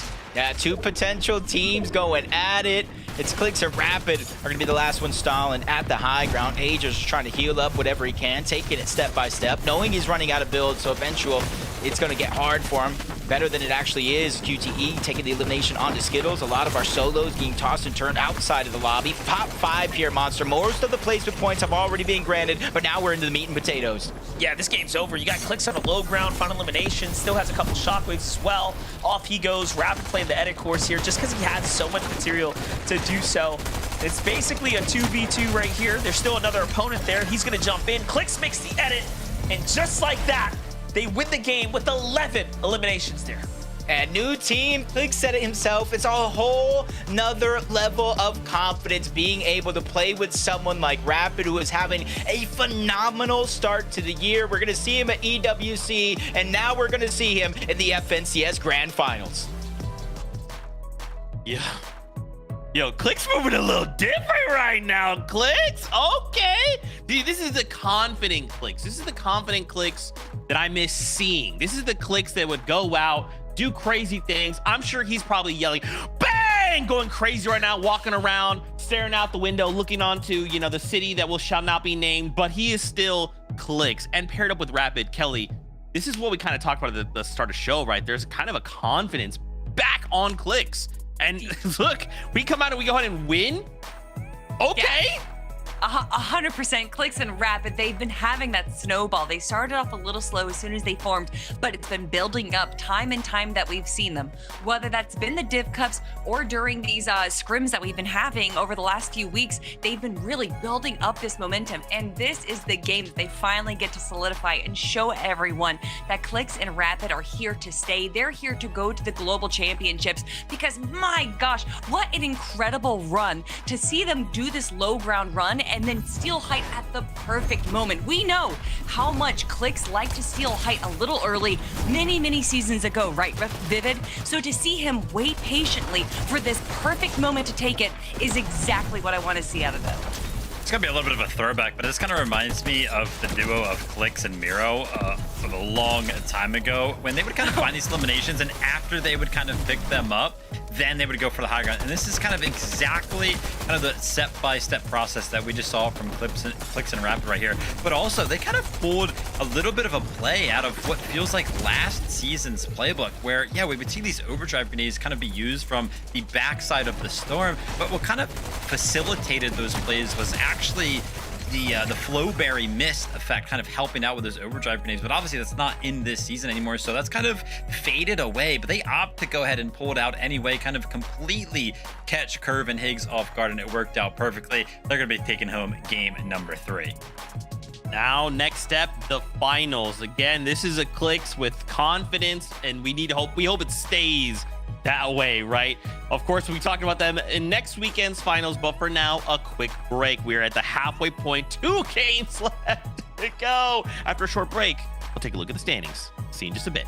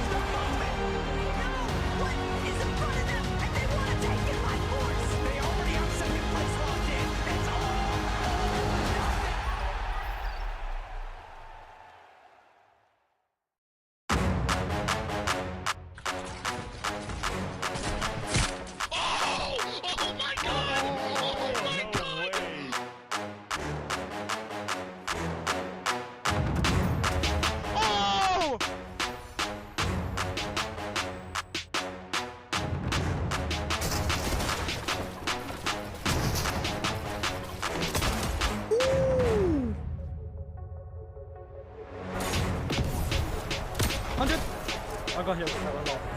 I'm popping in med bit. Wait, short. Got 6 builds. No, back up. Wait, if you're mid, wait. 100. 100. Oh my god! Oh my god! Oh my god!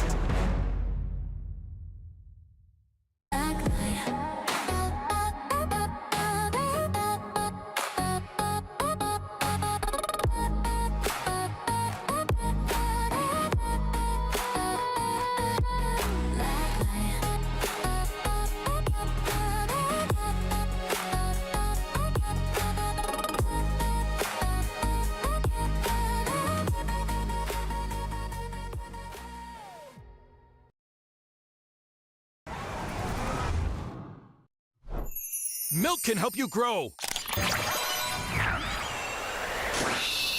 Milk can't prevent your ride from blasting into space.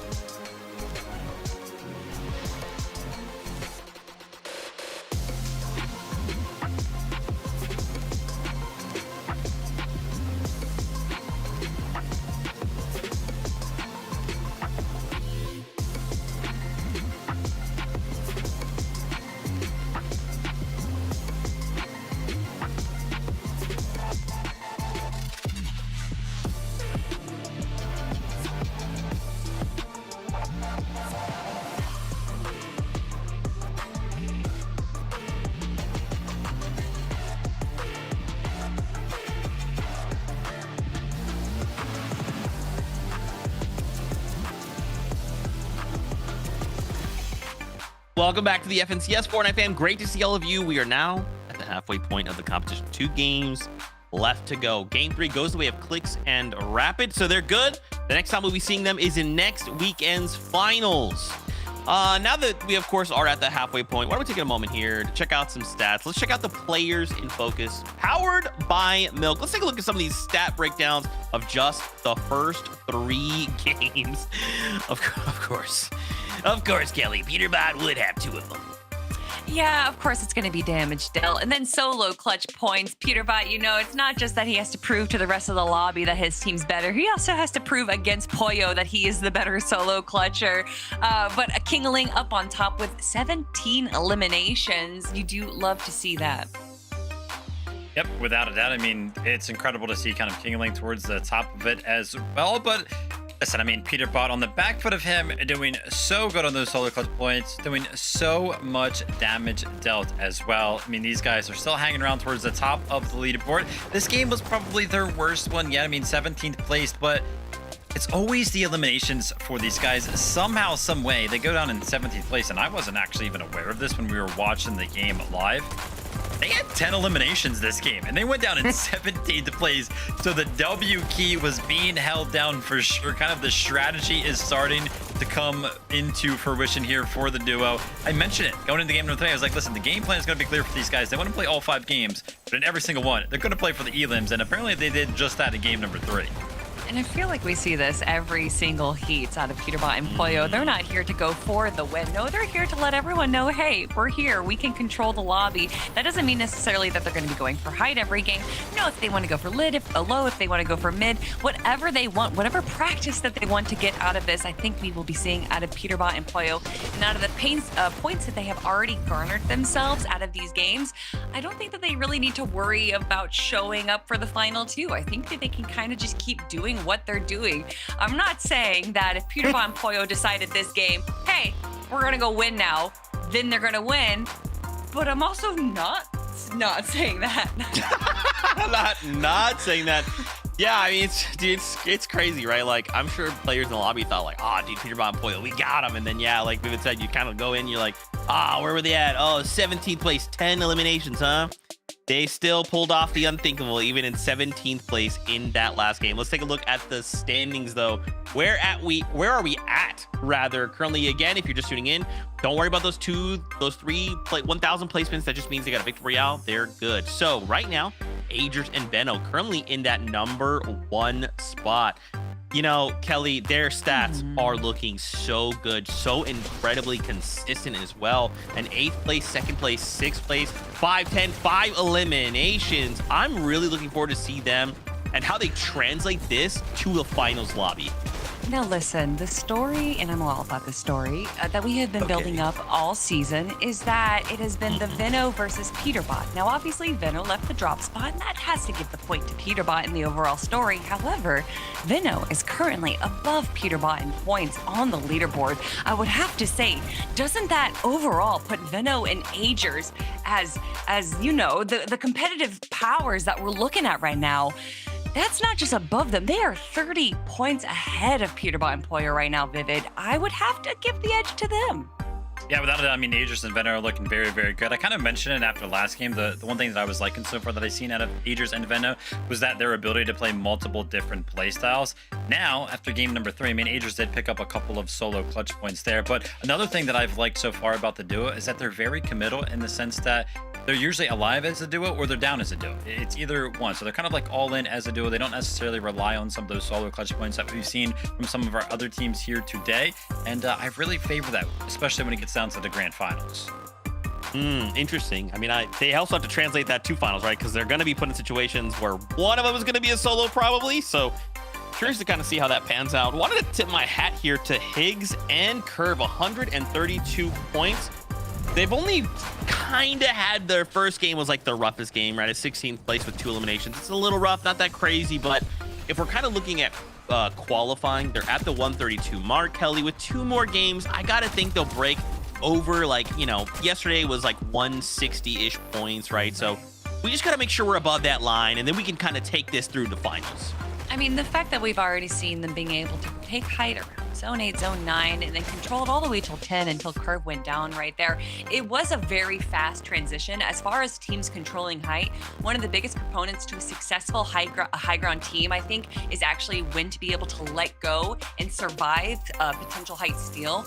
So obviously, Higgs and Curve for that situation didn't go the way that they wanted, but they are still able to control high ground for even just a few moments, is definitely going to give them advantage over the rest of the lobby. And currently sitting in 8th place, we are already reached the halfway point of the game.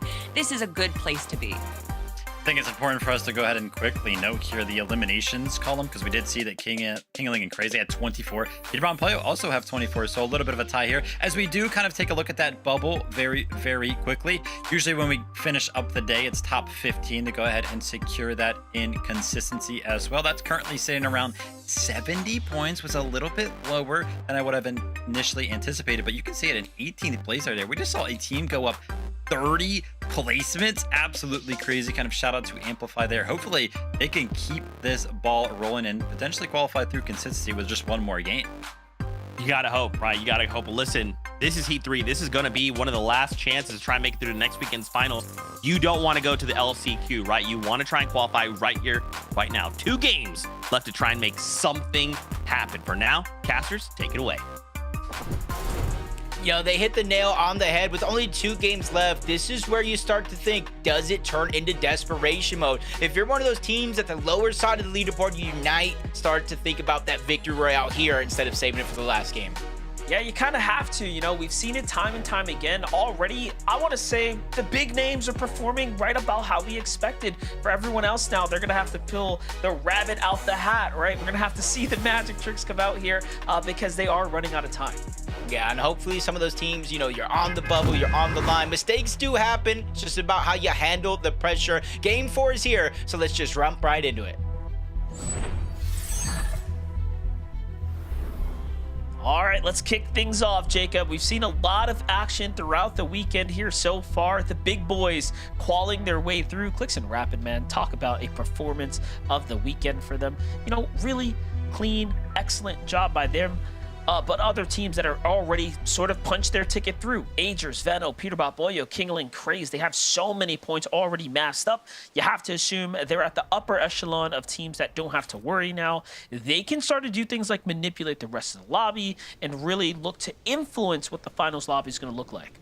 Yeah, it's something that we see every single one of these heat stages, but we saw a moment ago, Latte landing, one less team actually landing there. So with 3 POIs up for grabs, with 3 of those teams already in the grand finals, things are going to continue to change up. But one fight that will remain the same is Deja and Zeely winning the off-spawn fight, only with 21 points so far. So they have 2 thoughts in mind here. You play the game out as usual, get as many points so you have 2 win conditions in game 5, or you just fire away 2 different games, go for the victory royale, so that way you have less to worry about.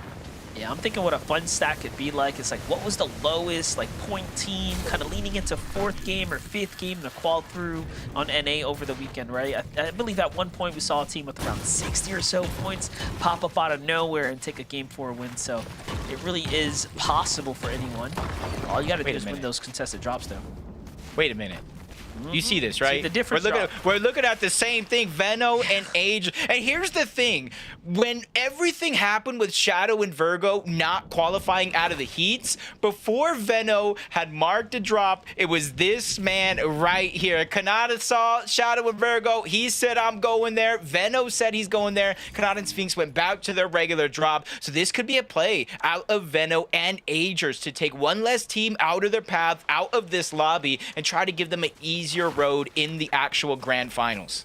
It's funny how that works out. We were just talking about Veno having the potential to do just that. You know, at one point, he could have looked to Peterbot's team, right, and tried to, force them out of the game, but that ship has sailed, like they already managed to get 160 plus points. So now Kanata's going to be really forced into an interesting spot. Take a look at the highlight here for Naves. Finds Sonetto on the outskirts. Sonetto was doing relatively okay as well, so really unfortunate for them to get their momentum slowed down, but just like that, they're forced to the last game. Any last thoughts, though, Jacob, about what Veno and Agers are doing here?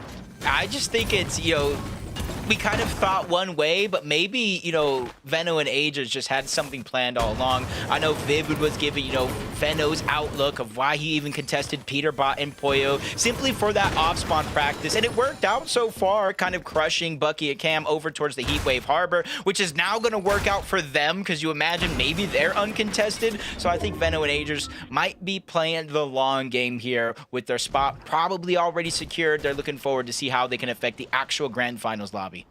Yeah, definitely. Well, this is going to be a very telling opportunity now for Kanata. He can back up Dimsy for a second there. Walks all the way up to the opponent and shoots him before he even realizes what's going on. A lurk got lurked on. A tough spot to be in here. That's Kiffy. See him bounce around, trying to get the minis. They canceled it out. He's only going to be able to get one off. Dimsy and Allen just have full control right now on the back foot, knowing that they have a huge lead here. So they basically have options. Is the damage they got okay? They can disengage, kind of start to build up that momentum, and that does look like to be what they're going to do. They're going to let Kiffy, Yami disengage. Battlewood is just one of those POIs where there's so many buildings, so many twists, so many turns. You can easily start to get aggressed on if you just get caught off guard. Let's take a look at Curved Pigs here. Not quite the same boat as the Peterbots, the Boyos, the Venos, the Kings, but they're doing just fine for themselves. They're about an end game away from being very much solidified through. But their job's way more chill, right? Taking kind of this northern area all to themselves. Really no one here. I'm curious what their strategy has been actually to get their servers. Very interesting that it's worked out for them this way, but Peterbot, Boyo continue to fight the teams on the outside. This time, Peterbot once again getting bested here, but it's all good. Boyo comes to the rescue just in time. Yeah, just kind of looking at the one elimination out of both of them, they probably kind of disrupted the fight. Maybe one of those eliminations got stolen away. There is a team on the outskirts towards the northeast, not too far away, so you can imagine how that is affecting things. But now Veno and Agers going from the top of the mountain, going after what looks like Dragon and Creon. Outside of the POI and any loot that could be there themselves, you got to imagine they're going after that mythic pistol weapon.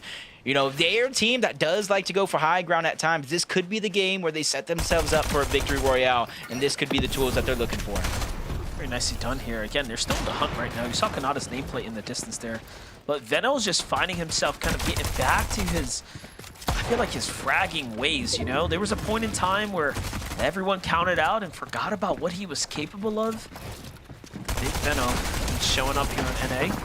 And looks like Agers, who's really managed to find his way into the playstyle very nicely.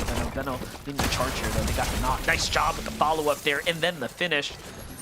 Just like that, they get themselves 2 more eliminations. They secure the Mythic Pistol, and this is a massive upgrade to their loadout. Yeah. May not have gone how they thought it would go in terms of the amount of damage they took themselves, but that plan overall is 100% successful. They got what they were looking for. Kyrie getting lurked on. He spots it at the last second. A couple quick shots there to try to slow things down, but he himself takes about 85 or so damage. Shield is there and gives him an opportunity to look up. He sees another team lurking in the distance, and now they're toying with the amount of options they have. You can fight the team down below, or you can try to wait and see where this one goes. Let them make a mistake. Yeah, Unreal Iana playing the ultimate low ground. Echo trying to play for a little bit of positioning at the top, posturing up here. Loses the wall, gets a ramp placed behind him, unfortunately forced to a bit of a weird position there. Just like that, all the resets come through. Here comes a teammate going box to box.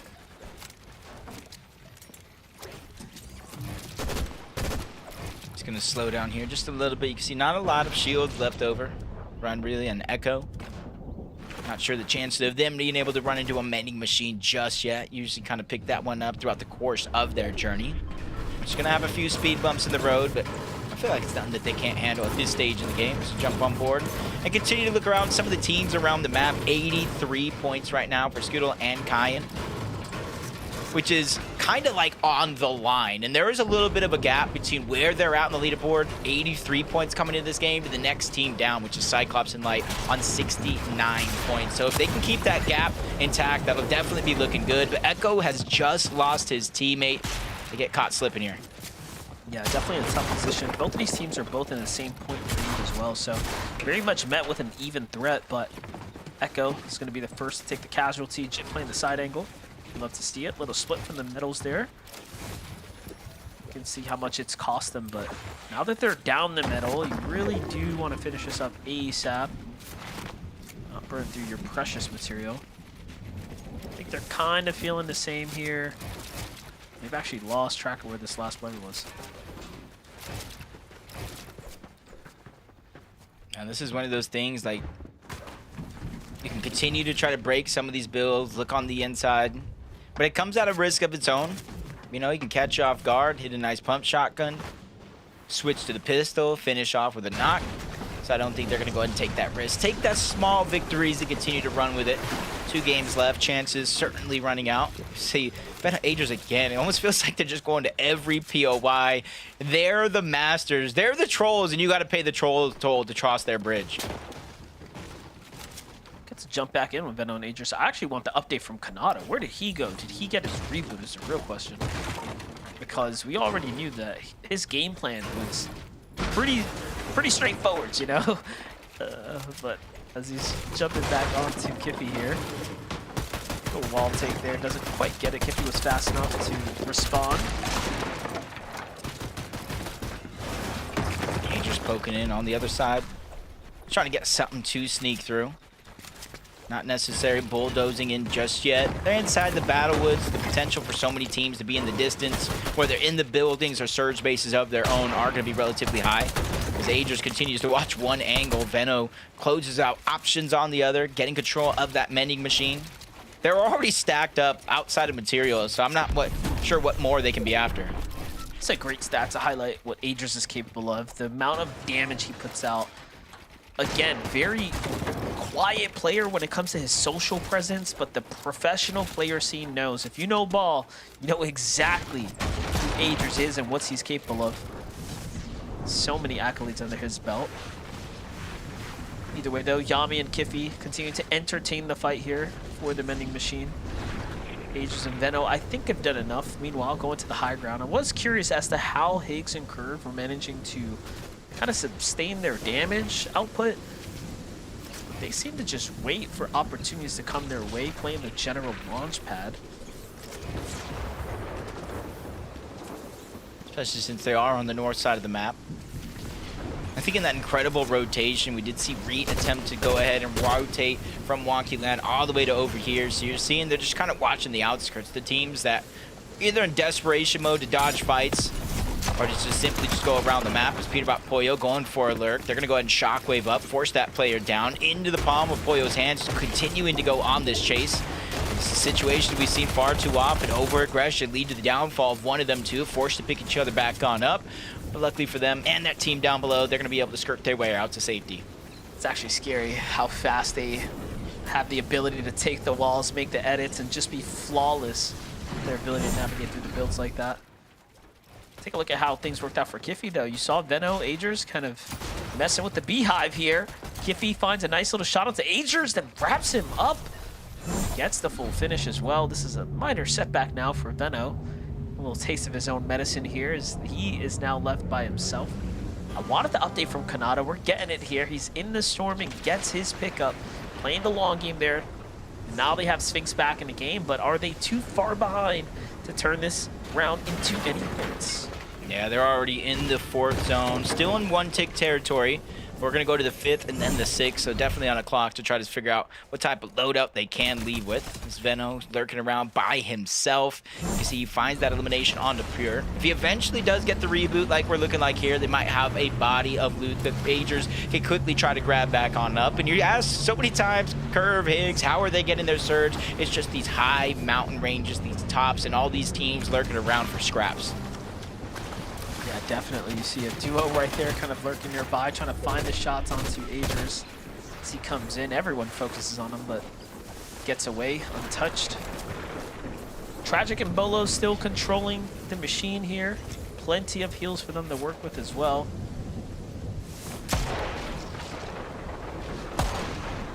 Not a bad situation. And that's the thing about, Veno Agers. You could put Pete and Pollo in that category. You can, quite frankly, put a few of our top teams in that category. Just because they go down, they get rebooted, and, they have some troubles in that game, doesn't mean it changes their game plan any bit, especially since they know they have one more game. If they don't qualify here in terms of consistency, they can easily do it in the next game, if not pop off and get an actual win. So that's why you're seeing a different type of looseness than you would see in an actual Grand Finals lobby with 12 games, everything on the line. Storm Surge reappears again, 300 above for Cynics and Cirque. That's going to be okay for this zone, but they need to continue to accumulate that damage so it becomes less and less of a worry as the game continues. That's right, saw King and Craze find some elims there as well. We get to jump in with how things are happening on the other side of the map. They were at 2 elims here. They find the fresh team rotating deep in the storm. Couple taps, and just like that, a few headshots put them away. And that's going to put them up to 4. They might be finding these nice, clean, quick elims here, but come Grand Finals, I want to see what they can do against the increased competition. 400 below, though, for Pollo here. Pretty tough spot for them to be in. Yeah. And this is the type of gameplay, kind of exactly what I was talking about. We get to see how Peterbot got eliminated. They're below 300, underneath the damage threshold. Even with all the resources in the world, that's the one thing you really have to fight for. And that puts Pollo on the back foot. And again, all of these early game fights, especially the ones that are stalled out, they're not as clean as you would think. So Peterbot and Pollo have taken a ton of damage in this game. And now Pollo is kind of left alone to deal with it himself. I was going to say 400 below. At this point, we get to see if he's got the masterclass on how to actually put up that absurd amount of damage. How good do you have to be a solo and find 400 points worth of damage? It's pretty tough. Kingling and Craze on the other side don't have that issue at all. For Kanata, he's already lost Sphinx once again here. He's barely holding on. Pollo does fall, trying to fight his way through 2 teams. Fortunate for him, but Kanata's got a little bit lucky with that team fall in there, those players there being his immediate competition as far as that damage surge requirement needed. So that was very, very risky for Kanata to use the porta potty to get on out. Has no idea who might be up above as we tune in, though. Not only have Peterbot and Pollo has fallen, Agers is down. Veno finds himself below the damage threshold, even though he does have med kits, chug-chugs, and a whole arsenal to try to get that damage back. Eventually, Storm Surge will turn on and put him officially on the clock. Just like Kanata on the other side, 351. Almost essentially 2 full eliminations worth of damage is going to be needed by Kanata. Yeah, Veno's super confused. His team shot right above him. It was just a solo, but either way. He was probably wondering, how do they know he was there? He's got a moment to work with. Kanata getting pressure by the lobby. Can't afford to get tapped, but he's moving something special here. Into a base he goes, and Kanata crushes one player, but couldn't get the follow-up. There was a fresh duo underneath, but Plan Veno succeeds here because they don't earn any placement points. Veno does it by himself here. He finds 2, and he's just showing you how it's done. Giving me deja vu Wow. of Major 1. He came to this region and literally in his first FNCS drops the most eliminations out of every individual in the lobby, taking first place along with Curve. And now he's showing why he is one of the best players in all of the land, not just one region. Doing it again here. It's just the heat stages, just qualifying, but sometimes you got to put your foot down one way or another, and Veno is doing just that. But without Peterbot and Poyo, without Agers in the lobby, this could be a moment for a team like Craze and King to finally pop off and win the game. Most definitely. But look at this. Veno finds another shield crack onto Zeely. Runs up on another team as well. And he's just trying to catch another 2v1 for himself. Because why not at this point? That's a refresh for the Shockwaves. He's back up to 6 and a fresh chug. This is so much arsenal for him to work with. He surely can make the end game look nice and easy now. Yeah, immediately you see him stay off that low layer as a solo. That's one of the easiest ways to kind of get trapped and caught out, as he immediately returns back to form here. He said 7 eliminations. I believe King and Craze just trying to go toe-to-toe for that one. Coming into this game, Veno and Agers were in first place. King and Craze were in second place on 178 points. We could see a new first place team after this game for sure, but Devade right now, Mpesi needing a decent opportunity here. They're going to be on the high ground, and I think the only thing that they got that's not working in their favor is a max pool. Yeah, definitely here. Just a singular shockwave as well, so they're gonna have to be really smart with the way they utilize this going forward. Storm Surge is once again active, putting pressure on a few teams in the lobby, but King and Craze have nothing to worry about. They're just marching their way through anyone that wants to play the front side of the rotate, because they have the time, the luxury to go ahead and take these fights on their terms. They do very well when you allow them to initiate. Man, they're just immediately staying on it. And these situations are dangerous. It's so easy to get third parties in their back, but they are so confident. Their 7th elimination, 1,100 above the damage threshold. It goes to show a lot of these fights are ending so quickly, they're not taking too much damage as Veno continues to go off. From 7 eliminations last time we saw him to 9 eliminations as a solo, almost looking at double digits as he just wipes the shielded HP off of Ozone. Absolute menace. Not only him, but Craze and King of Ling as well. Another 2 eliminations for them here, bringing them up to 8. They find Devade and Pessy here on the box next door. They thought about jumping in there, but instead go to cut them off with the low ground rotate. Meanwhile, Veno's the one firing back shots here. They just can't get enough of each other in this game here. Here comes the Shockwaves through. That's the last of it for King and Craze as they opt to play the ultimate low. And this could be their chance right now to take first place. Veno was just eliminated out of this game by Boji. But I say that, and King just immediately gets targeted off into the distance. Golden, Ozone, Higgs, Curve, all looking their direction, trying to slow down such an incredible run they have been on. But Higgs and Curve, 150 points. If you take any of the 2 heats so far, they are not yet qualified for the grand finals with those points. Yeah, kind of crazy, right? Considering how much endgame they've made. So not a lot of eliminations by any means, but definitely some big endgame placement points being earned. Meanwhile, Craze has lost King, but he's not being stopped from fighting teams. Playing so aggressively, pushes one back, forces the other off. He can't afford to touch the zone. And in the end, he does go down. High ground still held by Fleur and Regular, who have about 45 points right now. So this is the game win that they need to solidify their finals run. Yeah, especially since a lot of the tough competition on top of the leaderboard, either in shambles or eliminated. And this could be their chance, especially with only 2 games left. But more and more teams are starting to look up. Regular is going to be the new team on the high ground. Max and Smiley are trying to chop him down. That's forcing him in the zone. 10 tick per second. He overstays his welcome. And now he's going to have to dig deep in his heal off. His second win condition is going to be forced out here in order for him to just stay alive. You saw he almost choked for an opportunity there. He almost canceled the med kit. And Smiley now recognized that this team kind of loosened up their guard for a moment there. They fight for high ground. Smiley now takes full control here. They end up knocking one of the 2 players left by himself. He's probably not going to be able to get the pickup here. just like that. A new team's on height. This team can still qual through consistency, but why do that when you can fight for the win here? Yeah, just take it. Run away with it. Higgs and Curve still up though, 174. Pessy's going to be down below, trying to go ahead and survive. He's at least able to get the knock onto one before eventually going down to a whole nother player. Curve wasn't even the one to get the elimination, and you see him needing it bad. He did not get the siphon, only 10 left on the Chug Jug, and a lot of his builds going right out the window. Spear Cash, they're trying to do just that. They were the ones taking Peterbot and Pollo's time, throwing it out the window. They survive their 4th elimination, make it 5 as he goes back to back. He just cleans house before going down. Nicely done, though. A top 5 for him there, really fighting for it. Meanwhile, Smiley out of material count here. Shockwaves is up to natural high ground. They need to take the time here to refarm just a little bit. We all know materials definitely wins games. Curve, though, on the low ground, just trying to buy himself some time. Finds a leftover Chug. Okay, he's only got 10, but better than nothing at this point. 2 builds left. Meanwhile, Olzo Golden out of nowhere had managed to survive the onslaught of the lobby. They were so far behind. Now they're finding themselves kind of in the race here. Curve might be the reason they can win, though, because the high ground team, we already know, doesn't have a lot of builds.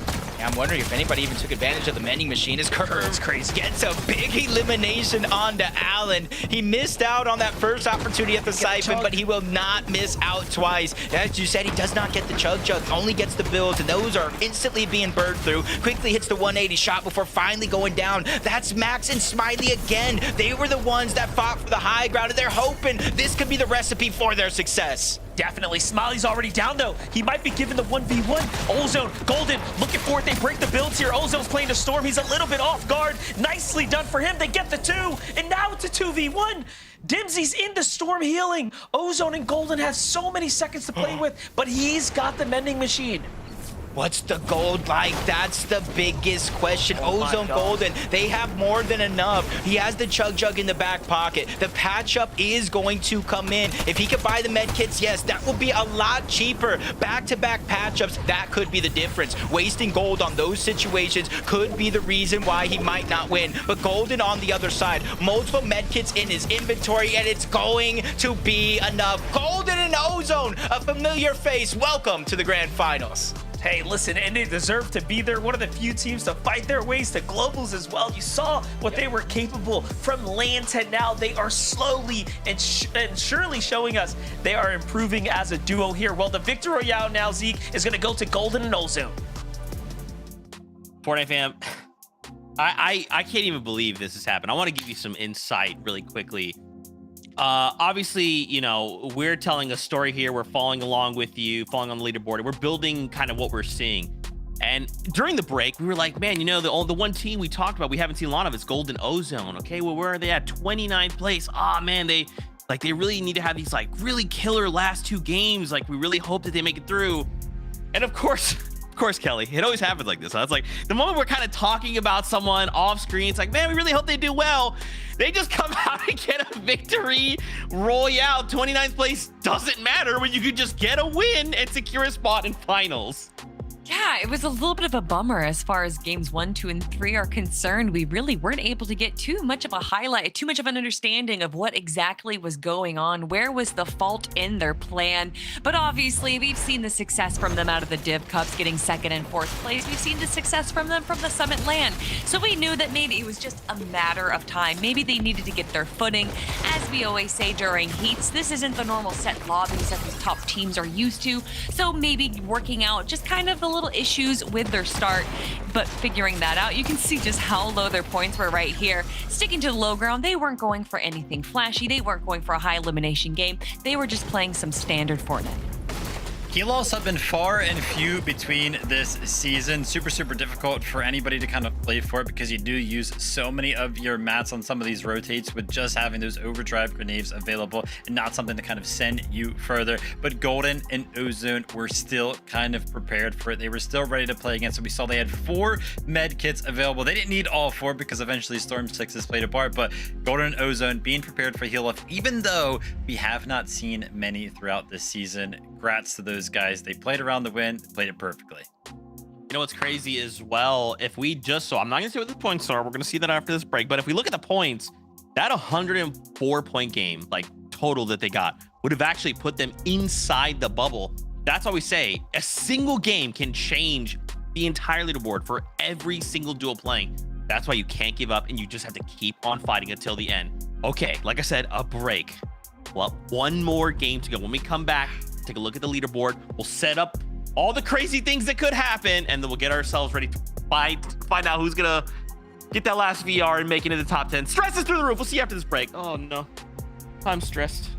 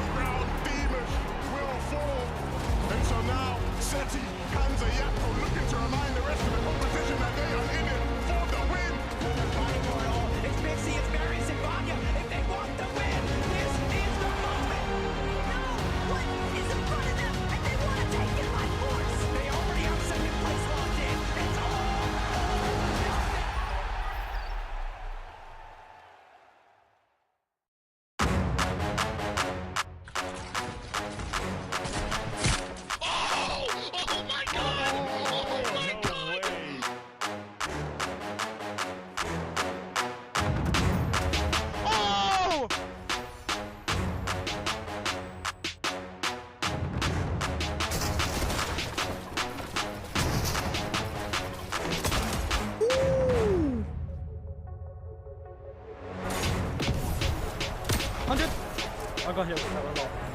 I'm popping a medbit. Wait, short. You got 6 builds? No, max up. Wait, if you have med play. 100!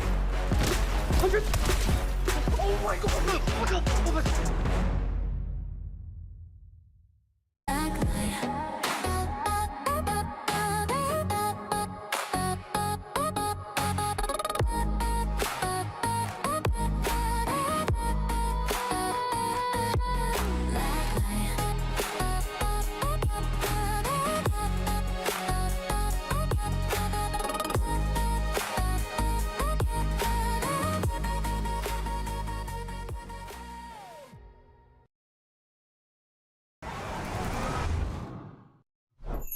Milk can help you grow.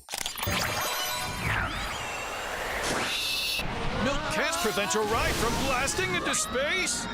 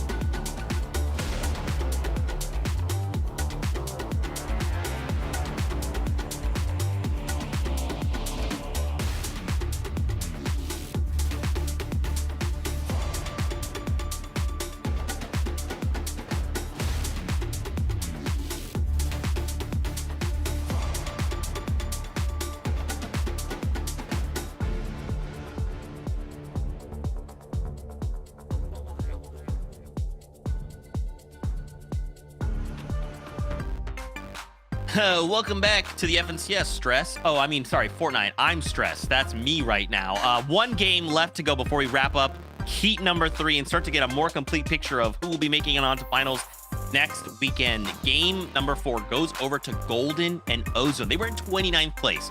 They needed to have some insane games, and they just decide, Zeke, it's fine. We had a victory out in our back pocket the whole time. Congrats to them. Now, we got to start taking a look at this leaderboard, Kelly. We got 3.5 minutes to kind of set up what is all going into this final game. Obviously, we want to give a big nod to Venno in that last game. Kind of put in a situation where he has to solo clutch, and Kelly, he goes on the solo clutch of his life. I mean, to just see how many points they have right now. I'm looking to the other heats to just see what was the most amount of points we had. Maybe 240 points, 238 points out of 20 in Chimp. And to see Venno being able to carry his team, being able to get this many points without even being able to get a victory royale, that means that he's able to make it to the end game and get a bunch of eliminations every single time. Venno and AJ bring out that double fragger that everyone's been talking about at the start of this year, the new dynamic of duos that we expect to be at the top, and to just see how dominant Venno's been, I can expect that we're going to see this dominance continue in the grand finals. Yeah, I love being proved wrong. Remember how last game I was like, yeah, Veno and Aegis, they seem to be all in as a duo. You know what I mean? If one goes down, they both go down. And Veno's like, nah. I can still solo clutch. Aegis can still solo clutch as well. An incredible run out of Veno right here. I mean, 9 eliminations as just by himself is absolutely incredible. They've been the most consistent team without a doubt throughout the day. And that's why he is a 5-time champion. We got to turn to the page 2, though. Let's start talking about the bubble. So remember last time I said Golden Ozone, even if they didn't win that game, they actually have 104 points. The bubble right now is Kanata and Sphinx. Kelly Link, listen to me right now, Kelly Link. No. Kanata has never missed a finals of FNCS, okay? He is on the bubble right now. This is a dangerous game, a fine line we are walking right now, Kelly Link. If he doesn't make finals, I won't be here. I'm not showing up to work. I can't do it. Listen, now the extra pressure Kanata and Sphinx to not only qualify to the grand finals, but to also make sure that Zeke shows up is placed upon your shoulders. Go everyone at Zeke and Miss Prime to blame him if they don't qualify through. But anyway, it's Kanata, it's Sphinx. You think that if anyone's gonna be able to clutch up, it's gotta be this duo right here. Kanata has proven himself to be so smart, so innovative when it comes to the meta not fitting to what he wants. And yes, maybe they're in 15th place right now, but Vivid, they got one more game. They got a chance. It's gotta be this, right? Kanata and Sphinx have to go through. If they've got anything going for them right now, is that of course they have the experience on their side.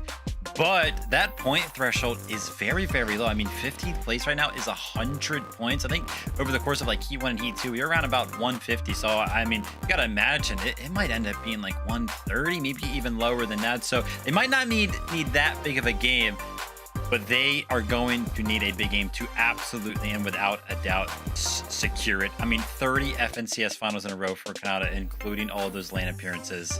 Surely it doesn't end now. I mean, obviously you would still have Tuesday as a last chance, but yeah, it's got to make it through Heat. Yeah, look, this is Kanata, right? We just have to believe right here, right now, he can make something happen. We just had a pretty disastrous game last game where we have to reboot and all this stuff kind of unfolds and went wrong. We have to hope that they've managed to keep their mentals intact and they could just come in, do what needs to be done to secure a spot to next weekend finals. But that's the case for every other duo here, either in the bubble or sitting outside the bubble. And don't forget, a Victory Royale auto qualifies you to next weekend finals. If someone in that top 10 gets a VR, we're going to have a crazy final leaderboard. So for now, gear up, Fortnite fan. The last game of Heat starts right now. Casters, take it away. Yeah, the pressure's on Kanata here. We saw the pressure on Golden and Ozone as well, who were very far off qualifying, and then they pulled the win, Jacob. So anything is possible when you're one of the best. No, it definitely kind of leaves those nerves at attention here that, you know, you can either have a Victory Royale, hopefully one of those teams above you kind of loosen it up. As it's looking right now, it seems like we might have the lowest point total for a Heat so far of 2026. I don't know, things could change, but that's just what it's looking right now. So Kanata and Sphinx, they have a little bit of a blessing going their way. Yeah, definitely. You know, I didn't think that it was going to be lower today. We did mention there's always that chance of randomness, but here we have it. Game number 5 is ready.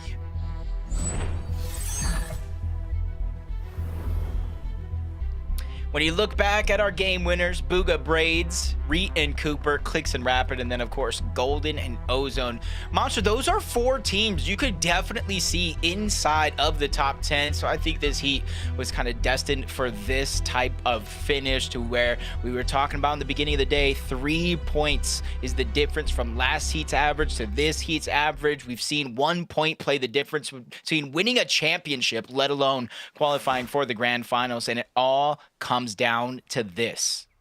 Yeah, in the end, the law of averages will work itself out. So we're going to see how it ends up playing out here. You know, coming into this game again, we didn't expect Veno to even, you know, make the pivot of a play last game. They decided to do so. They only found one of the 2 players. This time, Kanata and Sphinx surely are going to be much more sharper. They're going to be on the lookout. They're going to expect the unexpected. And they only need a few points. So I'm curious if they had a backup plan or backup strategy, or if they're just going to tighten up their drop. Right now, Veno is going to lose to Dragon, though, in the lead there. So you can see that already they're trying to, you know, again, land nearby and be the difference maker. Yeah, we saw them go for this Mythic Pistol in that last game. Obviously, it was a little bit later on where they kind of had full loadouts and the jump on their opponents. This time, they're just taking the drop straight out of the gates, where you almost got to give a team like Dragon and Korean a little bit of advantage. They have been landing here, and they're playing with a lot on the line as well. We were talking about Kanan and Sphinx at 100. Korean and Dragon at 108 points. If they were to get taken down off spawn, they have to sit and watch their actual spot go by. Yeah, I'm kind of curious about that because, you know, we were talking about how, like, Queasy and Victor V like to play for this drop. You know, what happens if you have someone like Creon push through, right? And then they all of a sudden determine or decide for themselves, hey, we like this drop. Well, we'll just have to play it out. There you see Veno falling, though. Kanata Sphinx on the other side.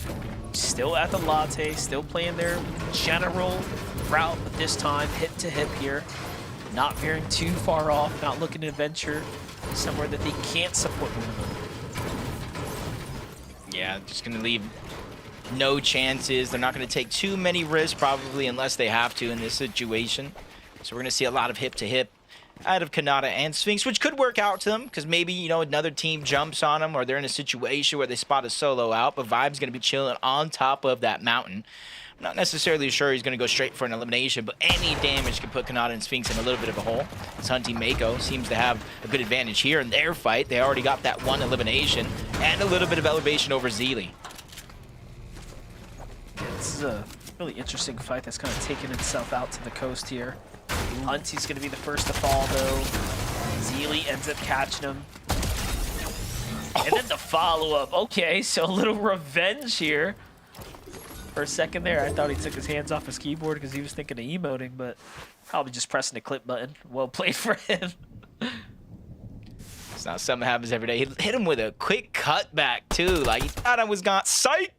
Gets that elimination. That's got to be a big confidence boost. They're in a situation where they need a victory royale if they want to go ahead and advance to the grand finals, dodge that last chance qualifier. I think anything is possible, especially with the way some of our top teams have been playing. Just going straight for eliminations, not necessarily worried about going down.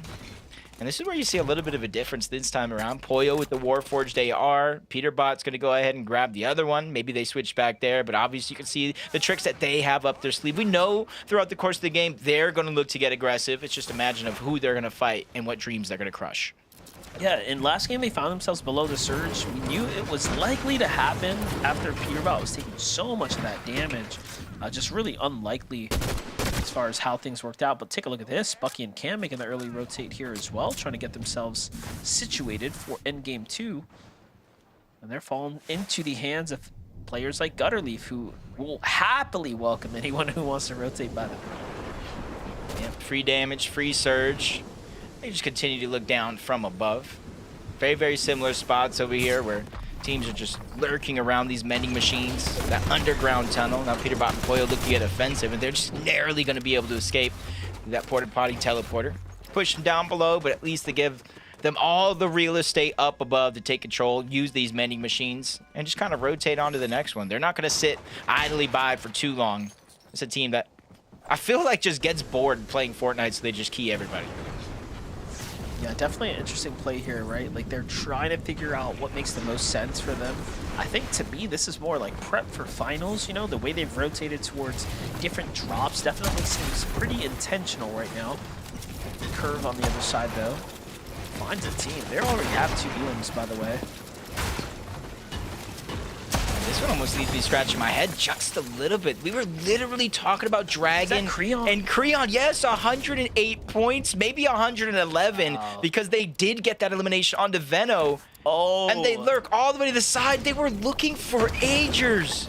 They chased Agers into their own demise. Now Curve and Higgs are here. Both teams essentially qualified to the grand finals already, but they could definitely play spoiler to what Agers has going on. Agers has a med kit. Curve is like, dude, we know there was someone here. He's going to check for it. He checks the cone. You can see inside the cone, of course. Goes for the right camera peek. Agers barely misses that one, and off he goes. What a way for this one to turn around. Curve Higgs fired up. Agers gets caught out there. Well played. He did try. They did try, but it's Creon and Dragon in the end who end up really taking the bulk of the L here. chasing away that elimination. Obviously going to wait for confirmation, but starting the game at 108 plus the 3 points per elimination. We know where they stand on the leaderboard. So I feel like they're hoping and praying one of the teams above them on that leaderboard wins the game, alleviates the pressure at the bottom of the consistency teams that will get granted a spot in. Only time will tell how they're feeling when this one's said and done. Cash and Spear, another team that actually has a few moments throughout the course of today where you kind of look at them, it's like these guys, you know, can fight with the best. They held off Peterbot and Pollo for quite some time and even forced them to disengage from the actual fight. And they could just have one decent game. They don't even need anything phenomenal, but just one decent game. They could be one of the newest teams here in the grand finals. Just got to touch the backboard. That's all they got to do. Pollo, Peterbot already swapped up the loadouts here. You saw the SMG exchange, so Peterbot back with the War 4 JR. Losing to Minty, though, in Autumn here. Again, Peterbot getting shot more than we see him take damage often. Start off really strong. Pollo comes back around there. Just give me a second. Finish this one up pretty quickly there. Where was Autumn that entire time, by the way? Minty's just up there boxing with the best. Autumn's down at the bottom. Oh no. His teammate surely is going to be yapping about this one. Wow. What? Whoa, wait a second. A monstrous shot shuts down Pollo. Peterbot's in a 1v1 now. Yeah, this is going to be a moment he's definitely going to remember. That wasn't just a shot. Like you said, a monster shot where the builds are breaking, but Pete is Pete. Goes back up, returns to the scenic ground to finish his job. Pollo drops down below. Typically, you could go over to the reboot van, but that's just going to make way too much noise. So great heads up play by Pollo. Just waiting for Peterbot to finish that fight, get their 4th elimination, and kind of rise up the leaderboard. They do have a legitimate chance to take first. They do have a little bit of a gap to overcome, but with Adrian Veno no longer in this game, that's the first place team out of action.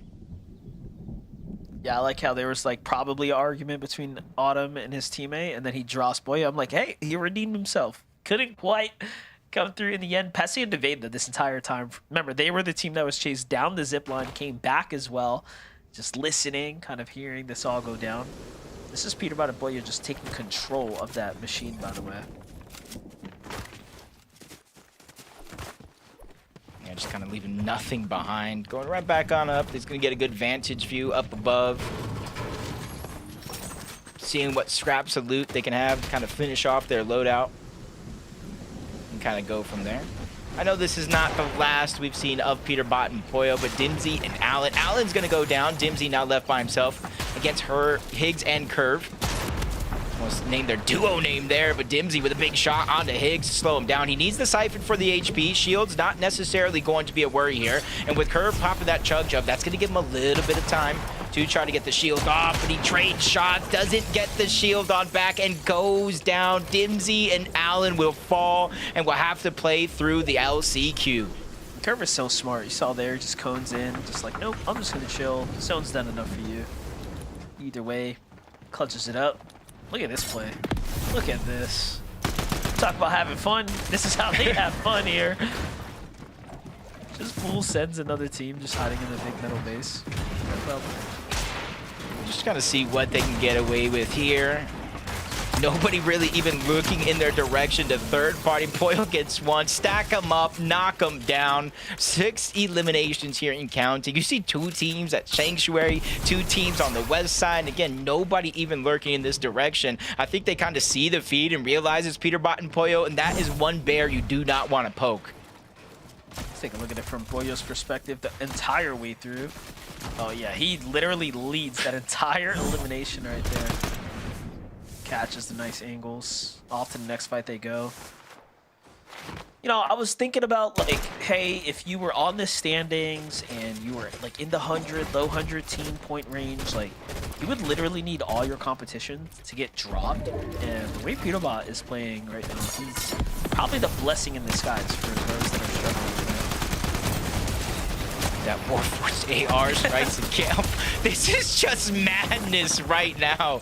Seconds in the box is all it takes to get another couple of eliminations. And I think you kind of hit the nail on the head. This might be just one of those games to where if you don't have points and you're on the line, where I was talking about some of the teams before where you don't need to win, you just need to do the bare minimum. This might be that game. This honestly looks like my trip in Division 2 when the Central players kind of come over to West, they W key the lobby. I just hide in a cone, let them do the heavy lifting. And I think that's the approach some of these teams might be taking.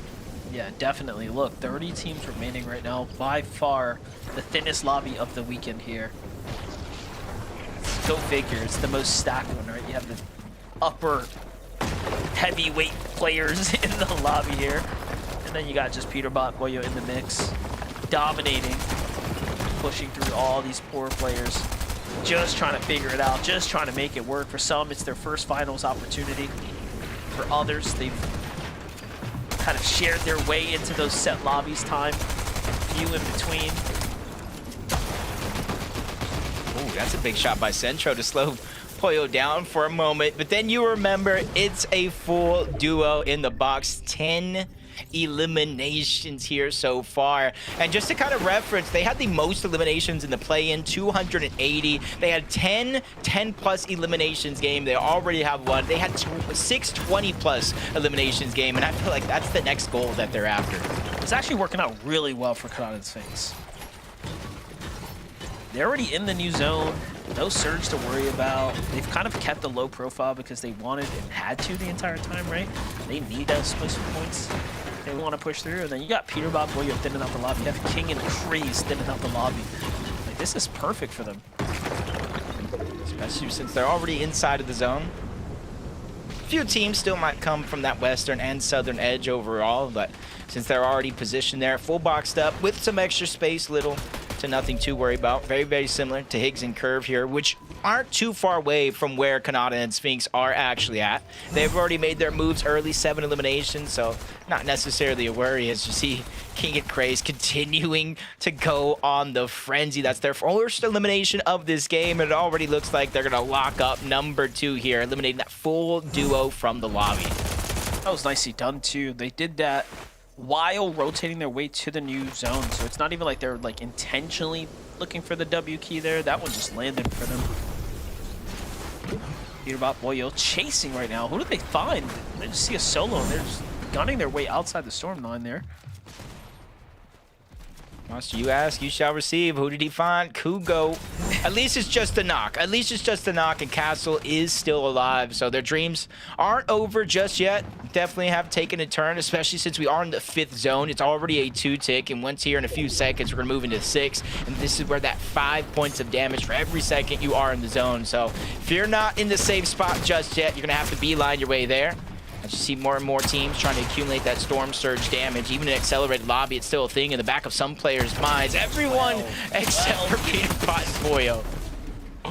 Okay, but Peterbot's down. Boyo's here. Finds the follow-ups, the instant elimination, but no, the thirst comes through at the end. This is 13 elims now. Is Boyo gonna go for the reboot though? Just a real question. Boxes one right there. Oh, this is King and Craze. That was crazy. Might have a chance to. Oh, yeah, I'm pretty sure. Yeah, there's one on top of the mountain. I was thinking Frosted Flats. It might be too far away. Then I'm like, wait a minute. I'm pretty sure there is a second reboot. Pushed or not, he's going to have to go ahead and get aggressive here. Big shots could be fired off. He's taking over 180 damage just like that until he's sprayed down by King and Craze. Yeah. One hunter into another. I was going to say, you know, again, we made all these references about King and Craze, the other team in this lobby, thinning things out. And you just shot the wrong duo on the rotate. They have nothing to lose. You saw how fast they just turned. In a normal grand finals, that right there never happened. They're never keying into the storm, away from the safe zone. But all good. Entertainment was there. Curve and Higgs, though, on the pressure right now. Who is that they're fighting? I thought for a moment, because I saw in the feed, that they did take down Sphinx. He is fully eliminated out of this lobby, but that might have been the blessing for Kanata. A whole nother team pushing in to try to disrupt that fight. This is how they found that elimination, rotating from Frosted Flats, trying to make their way on over, and you can see he wasn't able to actually get the revive. So Kanata now in this game as a solo, and he's right below all the action of Higgs and Curves. How badly does he want it? Curve and Higgs actually have 9 elims as well. Talk about a huge game for them right now. It's just happening out of nowhere. The zone is going to double back, though, towards Kanata. He might be able to count his lucky stars here. Now, I kind of have a problem with this, though. You don't have Peterbot in this lobby anymore, so they're not going to continue to be keying. Unless King and Craze, Higgs and Curve keep pushing the rest of this lobby, everyone else is playing for the win. Yeah, I feel like now we have begun Game 5 of Fortnite. If you're lucky enough to make it this far in the game, got yourself a real shot. Kanata, remember we saw Dragon and Creon go down around 111 points. So he is still the person to be around 10th place on the consistency leaderboard. Just needs to go ahead and get a couple more placement points or another couple of eliminations here. That'll put him at least above Dragon and Creon. A little bit of a cushion starting to be built. He's got a lot of kind of area to play with here. This is all his old zone. Just trying to utilize that wood the best that he can to get to the front now. Again, all that matters now is that he earns himself some placement points. I'm thinking he's going to need probably 30, maybe 40 points minimal. But no, Curve sees the solo here. He's already pressured them once. Kanata doubles back. This is good, though. He's got that all under control. Curve recognizes there could be danger there. These are metal boxes he retreated to. Yeah, luckily for him, there was all that space for him to go in, which makes it, like you're saying, so risky for Higgs and Curve. They're going to slow it down just a little bit. They realize the stage of the game that we're actually into these moving zones. One mistake could cost them an opportunity here, even with their spot already secured. If we find ourselves with a Higgs and Curve victory royale, again, the bottom of the leaderboard will shift up just a little bit. So you got to look at the silver lining in a lot of the situations here where they already have 10 2,400 above the damage threshold. I think that's just as impressive as the 10 eliminations themselves. Leading the lobby right now, leading the pack here, doing very, very well for themselves. And look at this. This really isn't even a real mid-ground layer. Like, Higgs and Curve kind of have this, like, chill lobby. This is what happens in the end game when you start to really push players to their limit and everyone is so low on the standings and out of the race that they need that win for grand finals. This is exactly what happens. Meanwhile, Kanata, more pressure than anyone else right here as a solo takes that one. Can't quite get the finish as he has to rotate through, but he leaves that player in the storm. He might be able to earn himself some placement points here, and of course the elimination points. We'll see. Definitely see why he just made no play for the actual loot. He's pretty stacked for the most part, especially considering he's a solo. Max is finally going to get cleaned up, so he does get his points. 111, tying Dragon and Creon on the overall leaderboard. One more team needs to go down. Who kind of passed them, start to build that cushion. But you can see how dangerous of a position not only he, but Spear is on the other side. 134, much farther up on the leaderboard. But you could even have that feeling that maybe it's not over just yet, but he is so close to qualifying. I don't know how I feel about the ultimate low ground play, but he goes for it. Meanwhile, Bucky and Cam try to make the heroes effort play for high ground, but Cam is left by himself as it turns to a failed attempt. In the end, Higgs and Curve thwart their attempt. Cam now forced to heal. Kanata falls at 115, Jacob. Uh-oh. Now you're really starting to feel that pressure, Monster. 13 eliminations, though, for Curve and Higgs. They're continuing to light up the leaderboard. Top 16 situation. 3 players, Monster, running around as solos down below. You need one of these big dogs to take this win right now. You need King or Craze to do it. If you're on the bubble, you want someone above you to qualify at this point in time. Higgs and Curve are still fighting their way through the lobby, by the way, but King and Craze just are dominating here now, pressuring everyone down low, creating the blender for the rest of the competition here. I still see Skittles up. Oh, look at this. Kayan and Skittle actually just jump up over the 120 mark. That's the placement points that everyone else was trying to fight for. Here goes the high ground fight again. It's Leaf this time, but he's not going to have enough firepower there. King and Craze take a lot of damage, but they have enough to kind of maintain control here. Craze trying to finish what he started. Goes to the outskirts, goes to the wall take. Curve finds an Elim on the low ground. Off to the front side he goes. This is all up to Kingaling now. High ground, solo. Yeah, both Curve and King both as solos. They were the ones that were left alive, kind of affecting the lobby the most, especially after Veno ages, Peterbot Pollo no longer around. So this is where you really have to push yourself forward. Top 10, half of the placement points already, but the lights get shut out. King gets another elimination as he makes his way back on up into the clouds, kind of give him a bird's eye view, but it's not going to be for free. Zen fighting for it before he eventually has fallen. Him and Paper will get sent out, and Curve turns back to the scene of the crime. This is his high ground. You are just a placeholder. Why not? Why not continue to fight for it? They're just having fun at this point. Curves smashing the lobby right here, finds another solo. There's just a singular duo down there kind of in the mix, but it doesn't matter. Cirque here at 164. Surely he's done enough now. He's just fighting his way through this end game. Saf here finds himself at 136, playing the storm line. He's not going to have enough time probably to go for the next one. Curve finds him as well. 15 eliminations and counting here, Jacob. He's now focusing in on the other solo who's trying to run back to the storm line. That's a 13 limb there, and he's trying to fight for 20, but Bolo, tragic at 89 points, but Curve is still fighting for it. I've never witnessed such greatness. Curve, 16 eliminations, already 17. God. Dodging the first shot. He has 70 on the Chug Jug. Blocks off the shockwave. Forces Colo out. Curve, 18 eliminations as a solo. He has stolen today's show. 21 total, but Curve puts the lobby in his pocket and to the bank. That is how you put him away right there, Jacob. What a fun way for us to close out the Heat 3 here. Zeke, I mean, give us your thoughts now. Curve! Curve! Oh my God! Curve! No way, dude. No way. By the way, no big deal. FNCS champion, by the way. Curve. Oh my gosh. This kid has been up on the rise. I've had the pleasure of meeting his family back at Summit. We had a chance to talk to Curve mom and dad, some of the sweetest people you ever seen in your life. I'm telling you right now, his dad is probably screaming at the top of his lungs right now, which is what I want to do in celebration as well, but I gotta make sure that I don't, like, we do a show here. Kelly Link, Curve just solo clutched a game. What do you mean you're not going to scream at the top of your lungs? It's exactly what you just did. That's what we were all doing. Zeke, Vivid, everyone watching at home. He had more eliminations than any other duo had together in a single game. And if you actually look at the leaderboard, he might have more eliminations than a lot of duos together. 18 eliminations from our reigning NAC champion Curve.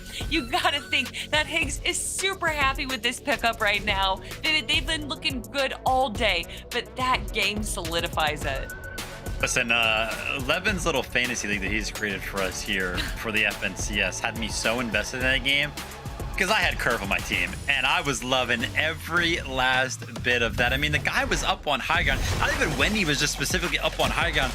That pistol in hand, like, were we in a Heat's final lobby, or was Curve in like an aim training little map or something like that? Because anytime somebody was on his screen, he was just hitting the shots super clean out of Curve. I mean, look at this. He's got 7 going into, he's in 7th zone right now. He picks up 10 more in just the last final zones here. Incredible work from Curve.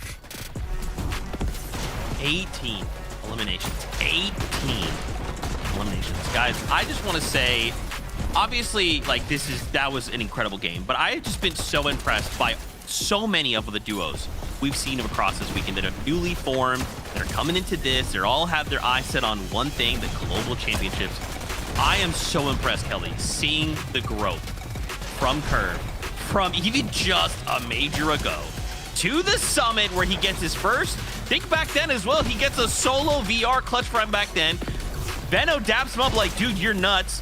Comes in here, solo clutches an 18 elimination victory royale. Oh my gosh, we have been treated to some crazy Fortnite. Shout outs to Curve, shout outs to Higgs. We'll be seeing them in next weekend's finals. Good luck to whoever decides to contest them. Hopefully they don't do that, because I do not want to mess with Curve. Friends, there is a little more to this story, though. There's a little more to this story, right? We knew going into this, Kanata and Sphinx really needed to have the game of their life to keep the dream alive, okay? Man, more on that in a second. First, really quickly, I want to revisit. Maybe you're tuning in. You missed all of the action. Remember, if a duo got a victory out, that means they auto-qualify, go straight to finals next weekend. We have a little graphic lined up here just to give you like the winners and one nice little graphic. Congratulations to all of them. Booga winning game 1 was nuts, by the way. So crazy. Man, this was one of the best heats we ever had. Okay, Kelly. What? Canada. How many? Kelly, you're so super intelligent. How many finals has Canada been to? I think the answer 30. is all of them, right? All of them. Every single one that has ever happened. Right. So if he missed one, that would be bad, right? It would definitely not be good.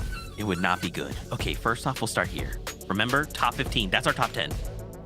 Kingling, Craze, #1 spot after everything is said and done. Congratulations to them. AJ, Benno, looking crazy. Peterbot, Poyo, of course they did crazy. You know them. I would like to turn over to the second page, though. 136 is the cutoff here.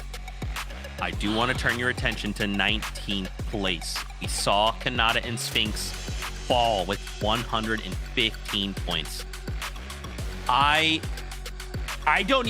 can't process this, Kelly. My brain is not, my brain's like, no, this isn't real. We're actually about to wake up and we're gonna start today and it's gonna be like, today's a new day of Fortnite. We're gonna start Major 3 over, right? Like, this can't be real. This can't be happening. My heart is actually beating quite heavily right now. I'm stressed. Place. I'm genuinely upset. Okay. Second chance qualifier, last chance qualifier, whatever Yes, it's called. of course. Tuesday, whatever day it is. Of course. We still got a chance. We have 5 teams that are going to be going through, and although we've had some big names not qualify through heats 1 and 2, I will say besides Kanata and Sphinx, for heat 3, which was the big heat, it seemed like a lot of the big teams already went through. And although that doesn't mean anything, we can't say that it's over just yet, right, Vivid? Definitely have a chance. If anybody can do it, it is, of course, going to be Canada. Yeah, man, just a rough go at it here today. Obviously, their qualification to Grand Finals is on the line. Whether or not we see Zeke next weekend is on the line. So a lot to play for there. We did see a couple of players, though, kind of clutch up their qualification. Like, we saw Paper, man. Paper's so good. He kind of just returns to Fortnite whenever he wants and just qualifies to Grand Finals and, like, lands all the time. Super, super crazy alongside Zen this time. Skittles as well, kind of clutching up that 15th place threshold.